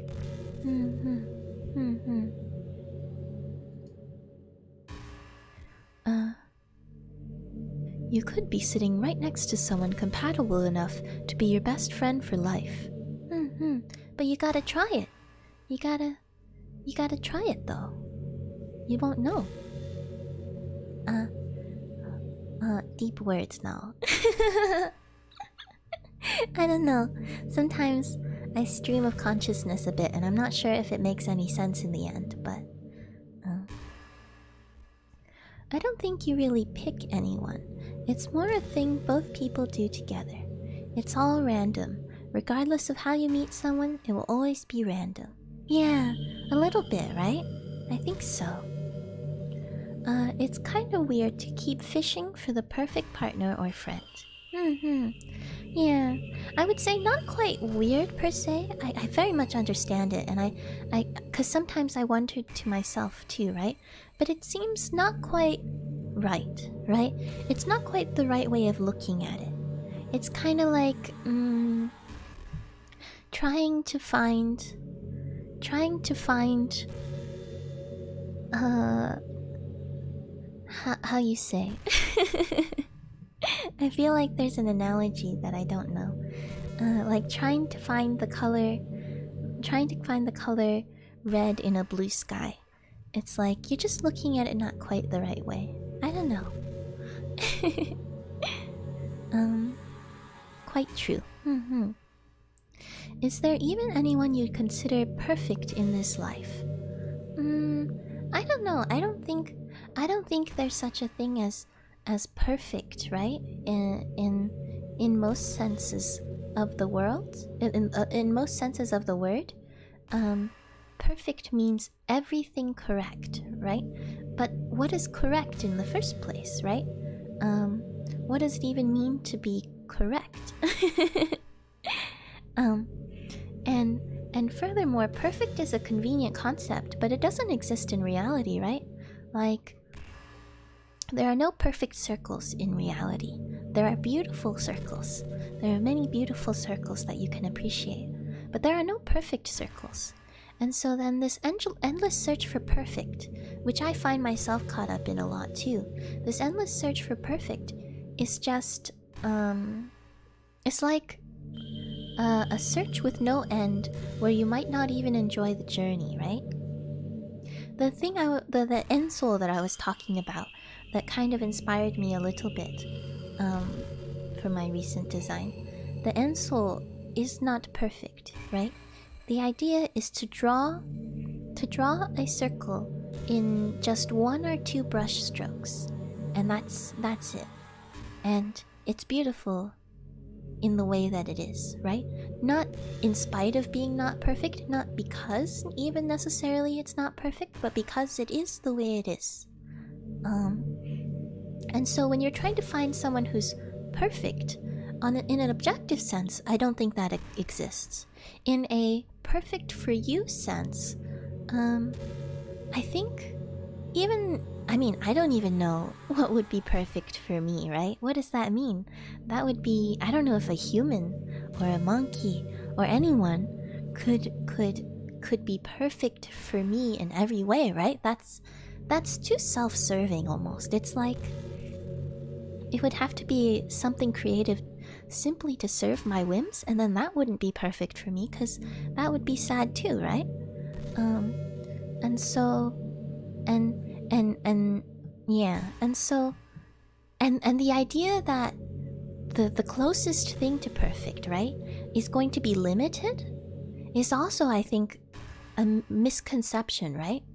It's very possible that 1 in 5 people could be your best friend for life. If you just had the circumstance, the random circumstance, when you both chose each other to be friends, like you said, Ryder. And it's that circumstance that lets you find that out.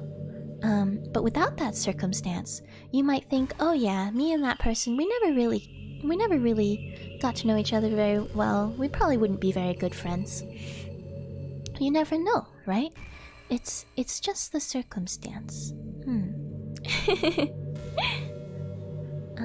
Oh, hello, Laura Gomez Paiva. Hello, welcome to the stream. Feels like a paradox. Perfect is never perfect. In a way, it is in a way, isn't it? Yeah.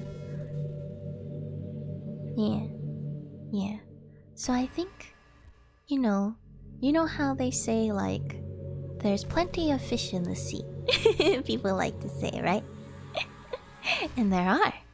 And the other thing about that saying, when you think about it, is there's plenty of fish in the sea, and, that doesn't mean there's just one that's right for you. There are plenty of fish in the sea who you might enjoy as well, right?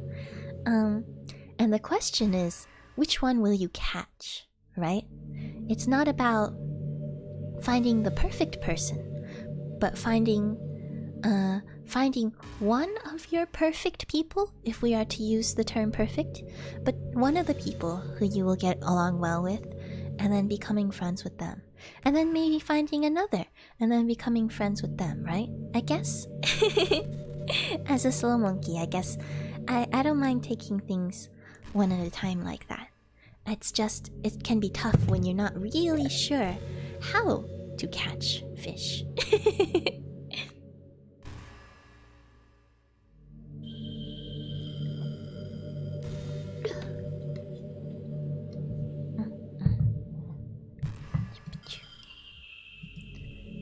There is a Black Mirror episode that touches exactly on this topic heavily. Oh, I think I'm trying to remember.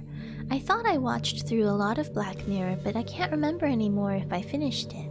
Do you remember what the episode was called? Mom, Nal is being deep again. Oh no. Oh no. Wait, don't tell your mom. I didn't mean to. It was an accident.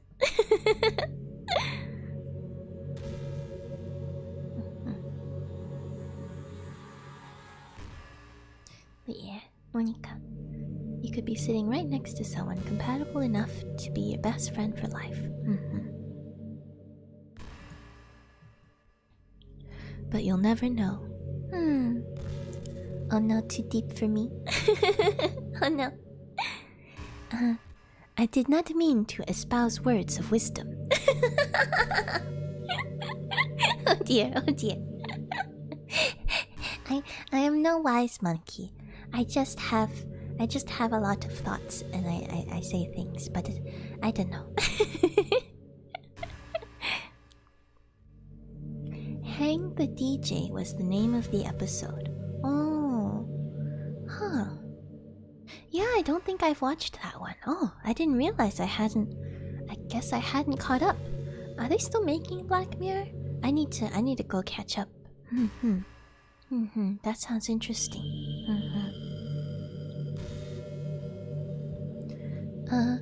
It was a world where they used a device to match automatically with their perfect partner. The device keeps partnering you with random people until it finds your perfect partner. Ah! Wait, I do know this one. I just didn't recognize the title for some reason. Oh, the child, hello, welcome back. It's one of the best Black Mirror episodes. It was pretty good. I remember this. It's interesting though, because it's even that episode kind of gets into this idea of what is actually your perfect partner. It's less your perfect partner and more like the first one we found that was good enough. And isn't that all what we're looking for in life anyway? The first one. And it's good enough, meaning, I guess, in a majority of circumstances? I don't know. Because, yeah, like Monica says, you may never know. There might be someone right next to you who would be your best friend, and you might never know if you never actually get the chance to become friends with them, right? I think if you look at the world more that way, it's a lot less scary also to think that, like, oh, it's so hard to make friends, I'll never find people who understand me. It's less about finding people who will inherently understand you, and more about finding someone among that subset of people who would understand you, who can, under the circumstances, become your good friend. That's my thought, at least. Yeah, that's my thought. But in practice, in practice, I don't have any practical advice for how to go about it. Wisdom is not street smarts.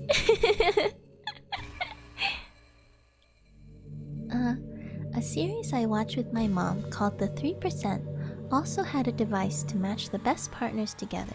Oh, interesting. The 3%. That's interesting. What kind of device was it?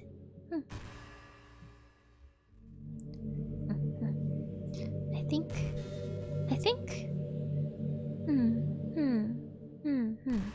Matchmaking sort of stuff has been a big part of human history for a long time, if I understand correctly. There's a lot of places that still do person matchmaking, like a person does the matchmaking.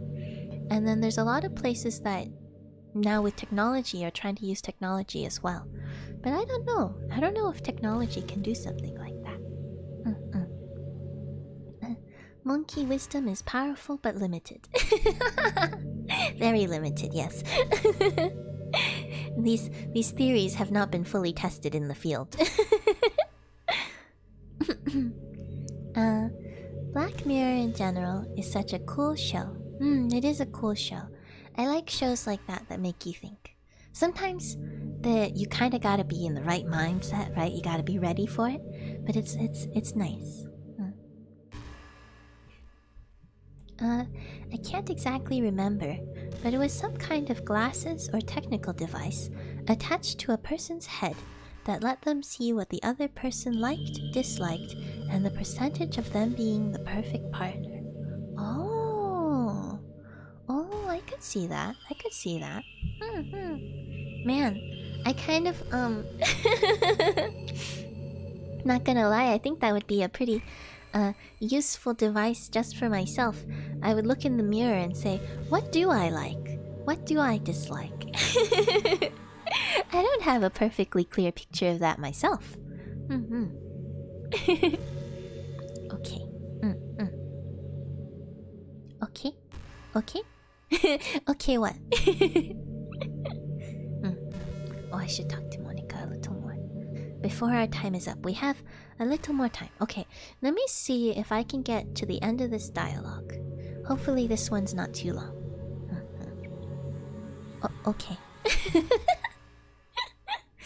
Okay. But you'll never know. Once you get up and go on with your day, that opportunity is gone forever. No, that's not true. That's not true, Monica. Monica's feeling kind of pessimistic, as you can see. But Monica, you might see each other again, right?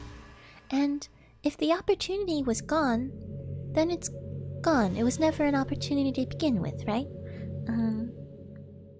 You can wonder about the past, and it's a lot of fun sometimes to wonder about oh, excuse me. To wonder about how things could be different in the present if the past was different. But the past is what it is, right? It's I guess this goes back to my sense of determinism personally, but to me I find the determinism a little bit comforting. It's like you are compatible people in a way. In a hypothetical situation, you might be good friends. But this wasn't the time for you to meet and become friends, you know? Because there's no way it could have happened, right? They say hindsight is 20/20, but the funny thing about that is hindsight is 20/20. You can analyze the past, but you can't change it because there's no way the past could have happened any other way, you know? You can't go back in time and have more information than you did at the time. You just had the information you had to work on. So, the opportunity is gone because it wasn't really an opportunity to begin with, but maybe next time, right? And, people pass by you all the time, and sometimes they're all new people. And especially if you live in a bigger community. But even in a big community, you'll start to notice there's this really cool thing. You'll start to notice, if you pay attention, the same people over and over again, right? Because in the end, we live in a society. And in that society, people don't just up and disappear, right? And so that same opportunity, that's how you get these crazy coincidences. Even in global coincidences where you might have almost known someone, but then you didn't get to know them. And then some other random things happen, and you see them again, and you never even realized you'd seen them before. Like, I actually had something, not on a grand scale, but on a small scale happen like that multiple times. 'Cause, I took some very, very big classes before, and I can be kind of vocal in classes because, I don't know, I like asking questions, you know? I like to learn more and to make sure I understand, and answering questions too sometimes. And so people kind of recognized me, I guess, and I didn't realize it. And then years later, after not interacting with them for a long time, we ended up in the same group together to work on something, to work on a project together. And they were like, "Oh yeah, I know you." Even though I didn't know them, because I was kind of vocal, I guess. And that's just like one example, right?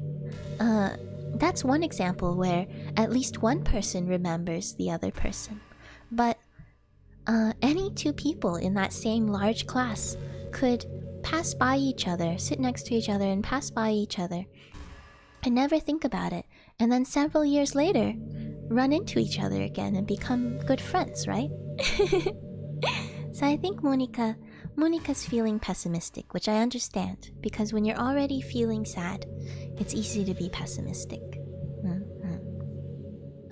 Okay, lots of okays. Okay, Pog, okay. I slightly feel like it's Na and Monica in a therapy session and we're all spectators. I am not qualified as a therapy specialist.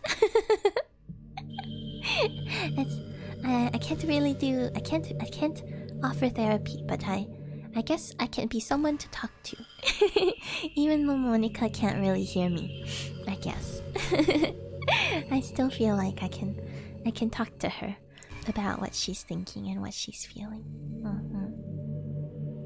It is what it is. It's true. It is what it is. Okay. Noticing the same people over and over again. I wonder when that could happen. Actually, I learned an interesting term. You just reminded me, actually.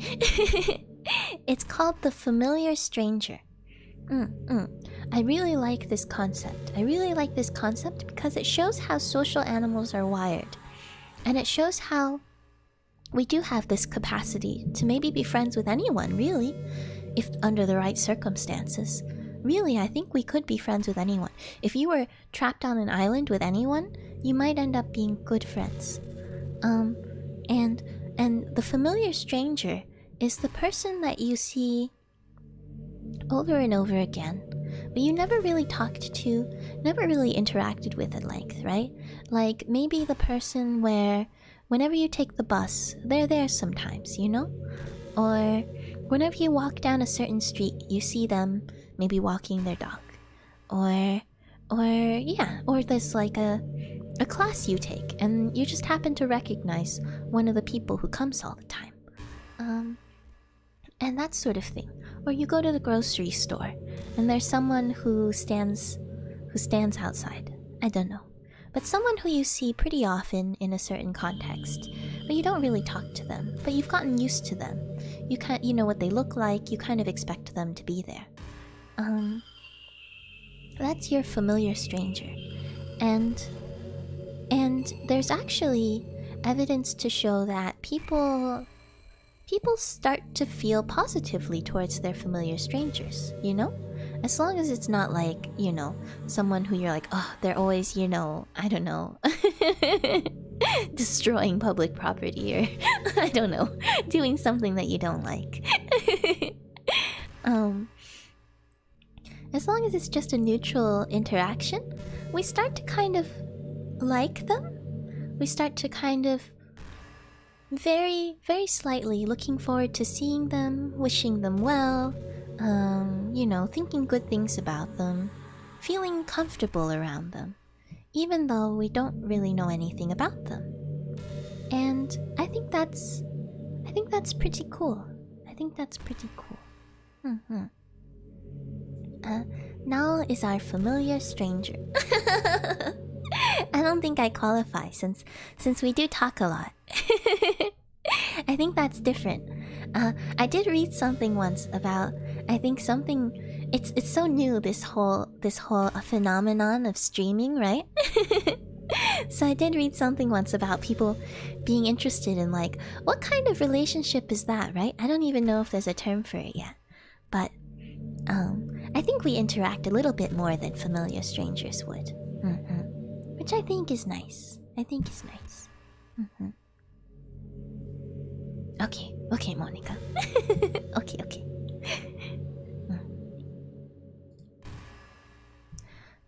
Isn't that just depressing? Oh, Monica. It's depressing because you're depressed. Sometimes you need to realize that depression is not coming from necessarily the outside world, though it can be. But sometimes the depression is rooted inside. It's like stress. The more we understand stress, the more we realize that stress is two things. Stress is any stressor, something that acts upon you and requires you to react to it with some form of change. And stress is the feeling you have in response to that stressor, right? There's two kinds of stress. And when you think about it that way, you can't control that there are going to be stressors in your life. And you can also realize that certain stressors, if you pay attention, certain stressors are more impactful on you in a negative way than others. And sometimes the degree to which they impact you depends on your current circumstances, right? And how many stressors you have in general. And so from there, I always thought it was weird, you know? I always thought it was weird until I heard it taught to me this way. This idea that, oh, you know, just, you know, the challenge will just make you more fired up, right? And I was like, well, maybe, but what if it doesn't? What if it just beats you down? And actually, that's kind of what this stressor thing is about. A challenge can be approached in two ways, right? And sometimes you don't have full conscious control over the first way you start reacting to a challenge, especially if you're already facing a lot of challenges, right? And I guess that's why it helps to step back and look and see what the challenges are and how you're reacting to it and how much of that reaction you can work on. I don't know. Something I was thinking about recently. I actually have done some reading on interaction between a streamer and their viewers. Oh! It's a strange new world that people aren't quite wired to deal with as of yet. It's true, actually. It's true. It's very interesting, isn't it? Because it's not... it's not very similar. It's similar in some ways to certain things that have been done before in culture and society, but also very different, right? In the same way that, like, telephones were a new thing, right? Where telephones allowed you to talk to someone who wasn't near where you were. But that also meant that you could only hear them, you know? You couldn't see them. And similarly, streaming is a new technology, in a way. We'll see I read something like, you need at least 20 years before you can study something as history. Until then, it's still happening, it's still actively happening, and you can't make any strong conclusions or analysis about it. And that's like a minimum, right? Even at 20 years, it's hazy. But maybe in 20 years, we can all look back and people will start coming out with papers on like, oh yes, this is what streaming culture is and what kinds of things it does and what impacts it has. And we'll be like, ah, I remember that. Okay. Oh man. Oh, it's late. Okay. I'm going to try to talk to Monica real quick, but if I can't finish this dialogue soon, then we might have to finish it next time. Let's see. We live in an age where technology connects us with the world, no matter where we are. I really think we should be taking advantage of that to improve our everyday social life. I agree. And that's why I'm here, to chat with people and have fun. At the same time, we shouldn't over-index on technology. We should also remember to have social lives in person when possible. I guess it's not possible for a lot of people right now, though. At least with the people around you, though. If you're not all by yourself, whoever you're living with, you know? You gotta make sure we don't over-index on these new technologies as our only way of improving our everyday social life. But who knows how long it'll take for something like that to successfully take off. That's true. I guess we're still technically in the early days of the internet. We don't even know what we can do with it yet. I seriously thought it would happen by now.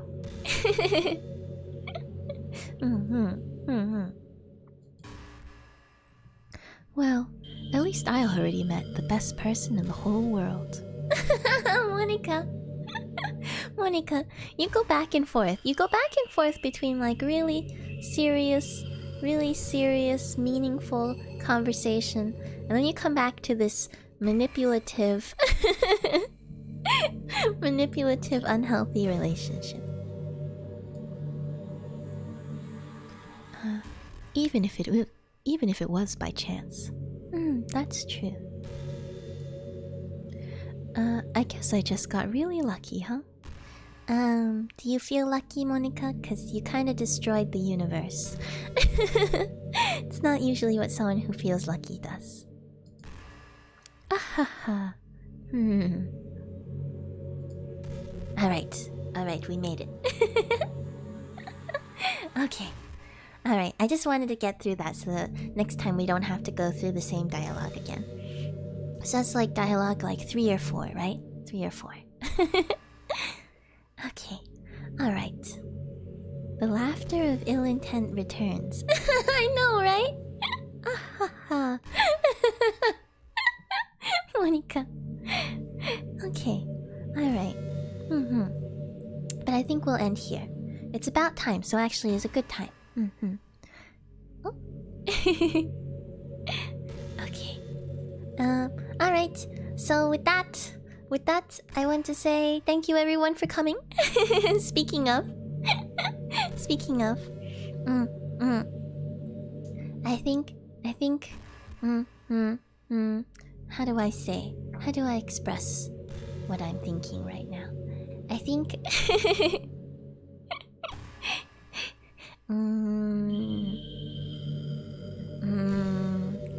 Ichigo Ichie.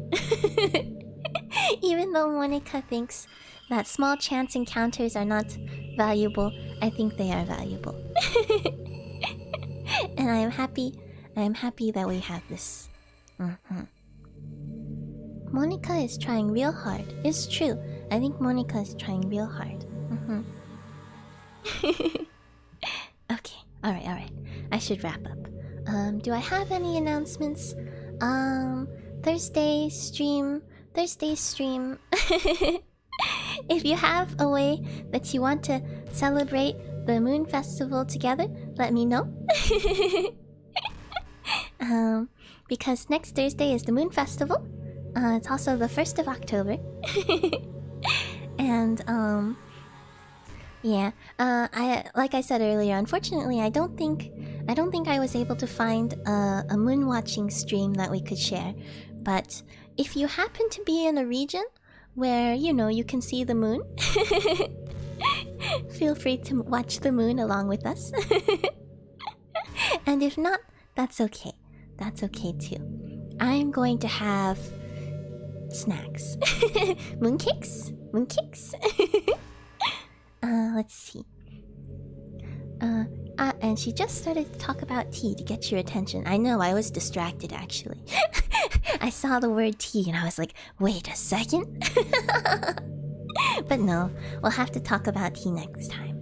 Next Tuesday. Monica is trying real hard. It's true, it's true. Oh, I see, I missed that line earlier. Now I understand the context. Thursday stream hype. I can't wait to feast on the moon. Cakes. Mom! just moon cakes. Just moon cakes. The big full moon. Wait a second. Is that why the moon gets smaller and smaller? Are you one of the people who eats the moon, Mom? Oh no. Oh no, just moon cakes. Just we look, and then we eat moon cake. Snacks. Yeah, snacks. I'll make sure to bring the napkins and plates. Not good on baking. Okay. I'm nibbling on the outside layers. Yeah. Now we know. Hey, y'all. If the moon after tomorrow, after we look at it tomorrow, if it starts getting smaller, I think we know who did it.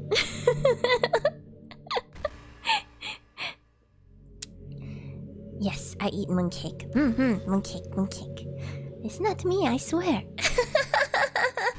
Is it you, Mom? Was it you all along? Nobody's gonna notice if I just nibble a bit. We noticed. We're gonna notice. We'll have our eye on you, Mom. I think after that, our Lem deserves to eat the moon. Well, I mean, it's kind of true, but I don't think I have the authority to give that permission, I guess. It's not just my moon, you know? It's partly a moon watching stream, partly a keep Lem in check stream. Yeah. Got it. It's partly a moon watching stream and partly a Lem watching stream. Maybe a little bit of moon as a treat. just a little. We'll ask NASA about it. That's how it works, right? Oh, that's a good idea. Well, the other countries might also have the other country space programs might also want a say in it. So maybe we will ask the we will ask the International Space Station. They should know, right? If it's okay to just a little nibble. Now, will you play Genshin Impact? I don't know. What's Genshin Impact? I think I saw the name recently. I don't know what it is. It depends. Depends what kind of game it is, I guess. Technically, it is law that no one can claim land in space. Oh! If Lem wants it, it's not their problem. Wait. But if no one can claim the land, then are you supposed to be able to eat it? That seems... I'm not so sure about that.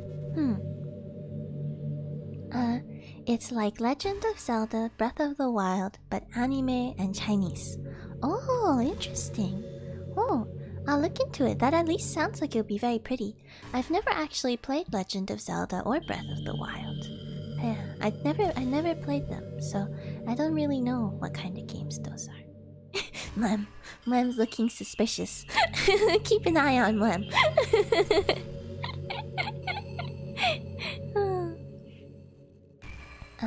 Let's be honest. If Lem can eat the moon, I think she's big enough to eat us all too. I don't think we have a say. Are you gonna eat us, Lem? I have the power of 72 transformations. I don't know if you can eat me, but I'd rather have no conflict.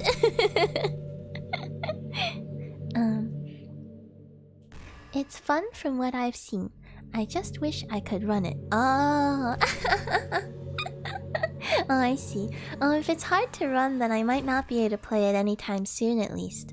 Cause my potato can barely run Doki Doki while I've got the stream going, so... But maybe someday. Let's let Nal go now. Oh yeah. Oh, thank you, Ryder.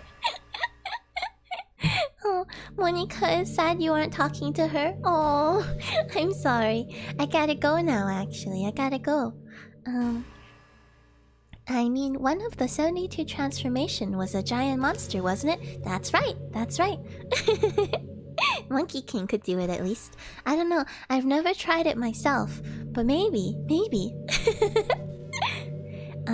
It's pretty big, but if you have a phone, you can get it on it instead. Oh, really? Oh, there's a mobile version? It's big, but there's a mobile version. That seems oxymoronic. You can do that? No, thanks for another amazing stream. I had fun and I hope you had too. Oh, yeah. Thank you. I had fun. I'm glad you had fun. I'll do my best to be here next stream yet again. For the last episode. Ah, the grand finale. The grand finale of Strange Body Facts. Yeah. You need to stop reading chat now. It's true. I actually gotta go. You're right. Can't keep the monkey too long. Oh, thank you. Thank you for thinking about me, everyone. Thanks for the stream. Oh, yes. Thanks for coming, Shatter. See you all again next time. Can't wait. See ya, everyone. Thank you, everyone, for coming. Okay, last episode is next time. Last episode of the MGS Rider Strange Body Facts season.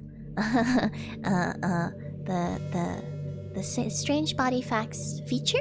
However you say. Yeah. Okay. Bye-bye. Alright. Thanks, Slam. Thanks, Cupid. Bye-bye.